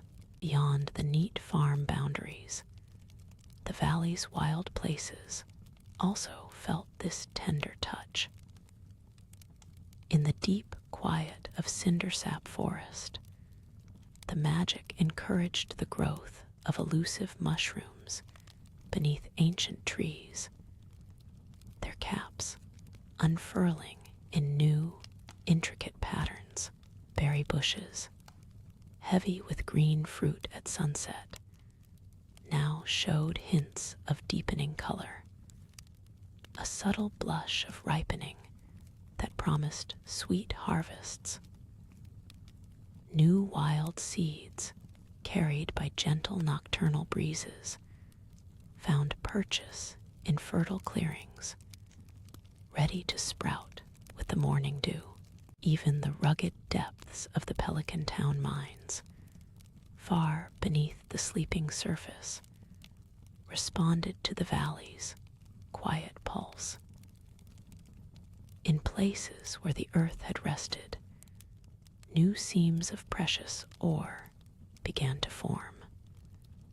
A slow, geological alchemy overseen by the valley's inherent energy. Crystal formations deepened their hues, and the very rock seemed to breathe, preparing to yield fresh treasures for the farmer's pickaxe. Down by the quiet lake and river, unseen currents stirred, guiding schools of fish towards prime fishing spots, ensuring a bountiful catch for those who rose early. The magic extended its reach beyond the wildlands, seeping into the very foundations of Pelican Town. As the last embers faded from the fireplaces and the townsfolk settled into their own sleep, other, quieter lives stirred. In the dimly lit basement of Robin's home, Sebastian's computer screen cast a faint, blue glow, reflecting in his focused eyes. He wasn't gaming, nor was he coding for a client. Instead, his fingers moved with a delicate precision over a holographic interface, carefully adjusting the parameters of a complex, miniature ecosystem he was cultivating. Small, phosphorescent spores glowed within a sealed terrarium, a secret project far removed from his public persona. Meanwhile, a different kind of vigil was kept on the outskirts of Marnie's ranch. Shane, long after the saloon had emptied and the last clinking glass was put away, sometimes found himself drawn back to the quiet presence of the chickens, not to check on his own, but to ensure Charlie, his favorite, and indeed all the birds, felt a special, extra comfort. Under the soft, diffused moonlight, he would walk through the coops, his footsteps barely audible on the straw. He wouldn't disturb them, only watch their slumbering forms, sometimes murmuring soft, unintelligible words of reassurance. Tonight, he carried a small, homemade totem, carved crudely from a piece of driftwood he'd found on the beach, imbued with a simple, personal blessing. And in the very heart of Pelican Town, as the street lamps cast their golden pools of light, an even more ethereal transformation began.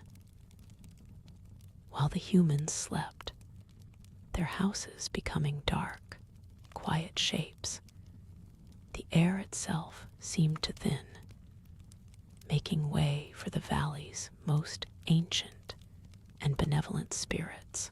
From beneath the worn flagstones of the town square, and from behind the lush leaves of the community garden, the Junimos began to emerge.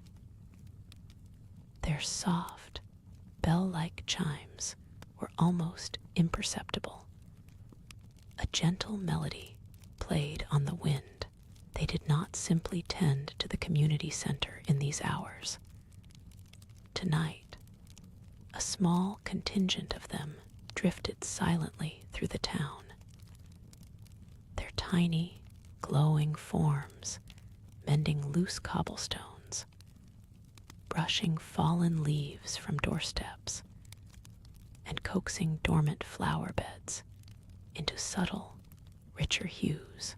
They were the valley's unseen custodians, weaving intricate patterns of growth and repair into the fabric of the town, ensuring that, with the morning light, Pelican Town would not just awaken, but subtly renew, each day a quiet testament to their tireless, unseen work. The magic, now woven into the very infrastructure, prepared the town for another day of cheerful activity, all while its residents dreamt peacefully. Across town, in the modest home she shared with Haley, Emily's fingers brushed over a collection of geodes and polished stones. Beneath the soft gleam of a quartz lamp, they seemed to pulse with a faint, inner light. She was not merely arranging them. She was attuning them to the valley's quiet, nocturnal vibrations, believing they collected the gentle energies of the sleeping land. Each crystal, carefully placed, hummed with a resonance that only she could truly perceive, a silent symphony of Earth's magic, a secret practice that brought her closer to the heart of the world. As the last echoes of human activity faded, the cindersap forest began its own soft breathe. Deep within its ancient groves, where gnarled roots grasped the earth like sleeping giants, the Junimos stirred. These shy forest spirits, usually unseen, moved with purpose. Their small, spherical forms, glowing with a gentle, moss-green luminescence, drifted through moon-dappled clearings. They gently nudged newly fallen acorns into fertile soil, whispering silent blessings over patches of wild berries, ensuring their morning sweetness.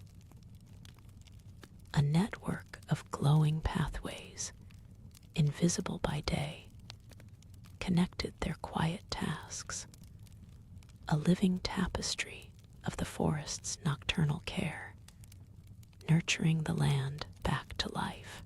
Meanwhile, high above Pelican Town, nestled in the mountainside, the entrance to the mines shimmered with a faint, internal light, unseen by any sleeping villager. It wasn't the harsh gleam of torches, but a deep, pulsating glow from within the earth itself, ancient dwarven runes etched into the bedrock near forgotten passages, momentarily flared with an almost imperceptible energy, responding to a deep cycle of the land. They pulsed in harmony with the growing crystals deep underground, almost as if remembering forgotten commands, guarding the valley's heart and its age-old secrets. As the silent hum of Emily's crystals resonated across the valley, a different kind of energy began to stir within the towering stone cylinder of the wizard's home. M. Rasmodius, rarely glimpsed outside his tower during daylight hours, was a creature of the night in many ways. His eyes, usually a placid gray, now shimmered with an almost imperceptible indigo light as he traced arcane symbols in the air with a gnarled finger. He wasn't casting spells of grand power, but rather performing a subtle maintenance, a careful tending to the valley's inherent magical currents. Each night, he ensured the ley lines that crisscrossed the land remained clear and vibrant, preventing imbalances that could lead to blight or discord. Deeper still, beneath the very roots of the mountains, where the earth breathed out mineral scent and ancient echoes, the shadow people performed their own nightly rituals. Not malicious, as some surface dwellers believed, but simply different. They moved through the labyrinthine tunnels of the mines, their forms barely visible in the faint phosphorescence of rare fungi and untouched ore veins. Their purpose was not to extract wealth, but to maintain the balance of the underworld, tending to the roots of the world, ensuring the bedrock remained stable, whispering stories of the ancient dwarven settlements to the stone itself. Sometimes, a particularly curious shadow person might venture closer to the surface, their unseen forms passing through the closed mine entrance. They would watch the silent stars from the mouth of the cave, fascinated by the distant glow of Pelican Town, a world so different from their own subterranean realm. Their presence was a quiet, almost imperceptible tremor in the air, a fleeting shadow against the moonlit rocks, a reminder of the unseen life that teemed just beyond the visible world, a testament to the valley's layered existence. The distant glow of Pelican Town, observed by the curious shadow people, was more than just light from hearth and window.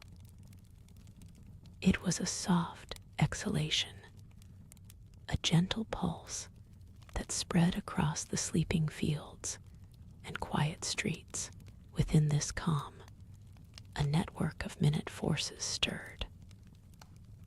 Unseen currents woven by the land itself and tended by the wizard, now flowed freely, reaching the very soil of the farmer's land. Each furrow, each planted seed, drank deeply from this nocturnal energy, the essence of growth quickening beneath the earth. The valley breathed, and with each breath, the potential for life surged anew, preparing the world for the coming dawn. Deep within the farmer's property, near the small, rustic huts nestled amongst the trees, the Junimos began their quiet work. These forest spirits, made of leaves and starlight, emerged from their homes, their small forms, barely visible as shimmering motes of light, flitted silently between the rows of crops. They were not merely passive beneficiaries of the valley's magic. They were its gentle custodians, coaxing stubborn seeds to sprout, nudging young fruits to ripen, and whispering encouraging words to weary soil. Their presence was a delicate dance of care, ensuring the land remained fertile and bountiful, a testament to the symbiotic relationship between nature and magic. Beyond the cultivated fields, in the shadowed depths of cindersap forest, a different kind of renewal took place. Here, the earth itself rearranged its offerings. Wild berries, once picked clean, slowly shimmered back into existence on their bushes, dew-kissed and plump. Hidden mushrooms, their caps velvety with night moisture, pushed through damp soil where none had been before. The rustle of unseen creatures, field mice, tiny forest sprites, created a soft symphony, a lullaby of silent foraging and quiet rebirth. Even the fallen branches and stones, cleared by the farmer during the day, found their way back to specific spots, guided by the unseen hand of nature's relentless cycle, preparing a fresh bounty for the waking world. As the Junimos' work subsides, their tiny forms melting back into the starlight, the current of the valley's magic does not cease. It spills outward from the fertile soil of the farm, a gentle, invisible river seeking its own level. It finds a natural channel in the cool waters that flow south into cindersap forest.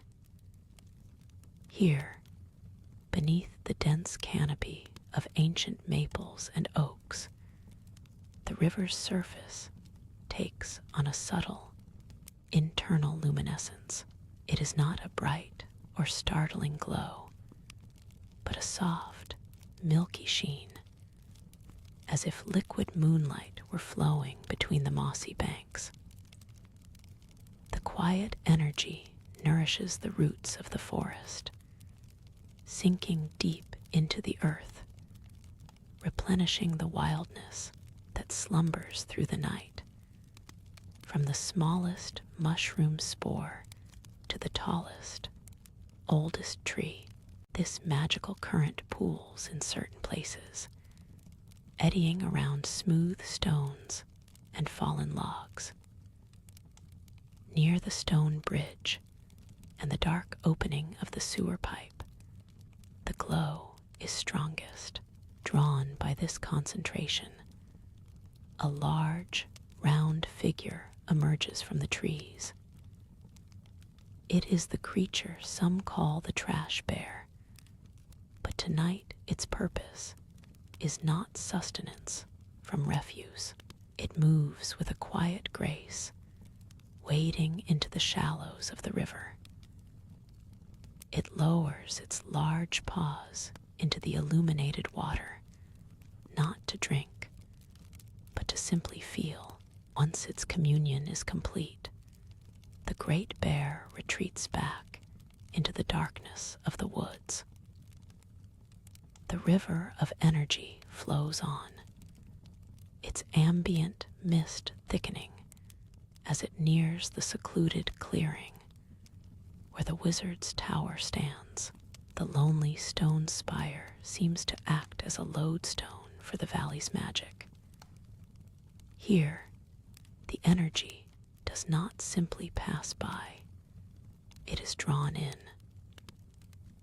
etched into the foundation stones of the tower and on the ancient menhirs that stand guard around it are runes that are all but invisible by day.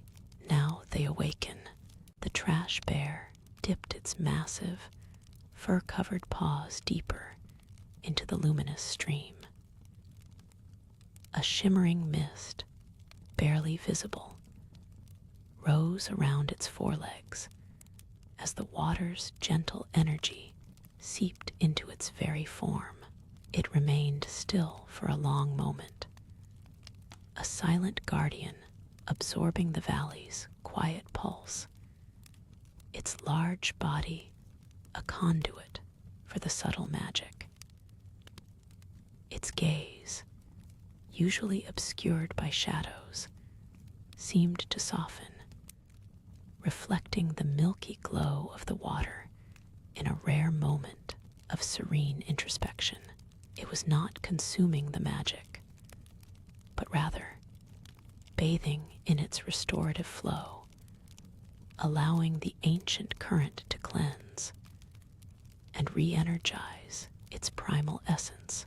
After a quiet eternity, the trash bear slowly withdrew its paws, the river's luminescence seeming to intensify momentarily around the disturbed water before settling back into its gentle flow. With a soft, rumbling grunt, it turned, its large form melting back into the deepening shadows of the ancient trees, leaving only subtle, expanding ripples on the water's surface. The magical current, now subtly refreshed by this ancient interaction, continued its silent journey, weaving deeper into the forest's heart, toward places unseen by common human eyes, guided by an unseen, intrinsic pull. The current finally reached a secluded clearing, where a single, gnarled ancient tree stood sentinel, its roots delving deep into the earth like grasping claws. Around its base, the magical glow collected, forming a small, swirling pool that mirrored the starlit sky in its depths, pulsating softly from within the deepest, shadows cast by the tree's contorted roots. A pair of luminous eyes, small and quick, flickered open. These were not the eyes of an ordinary animal, but something older, a living flicker of the valley's wild, primal magic made briefly aware. A forest sprite, usually only a fleeting glimpse, now watched the pulsing light, drawn by its renewed vigor and the quiet invitation of the accumulating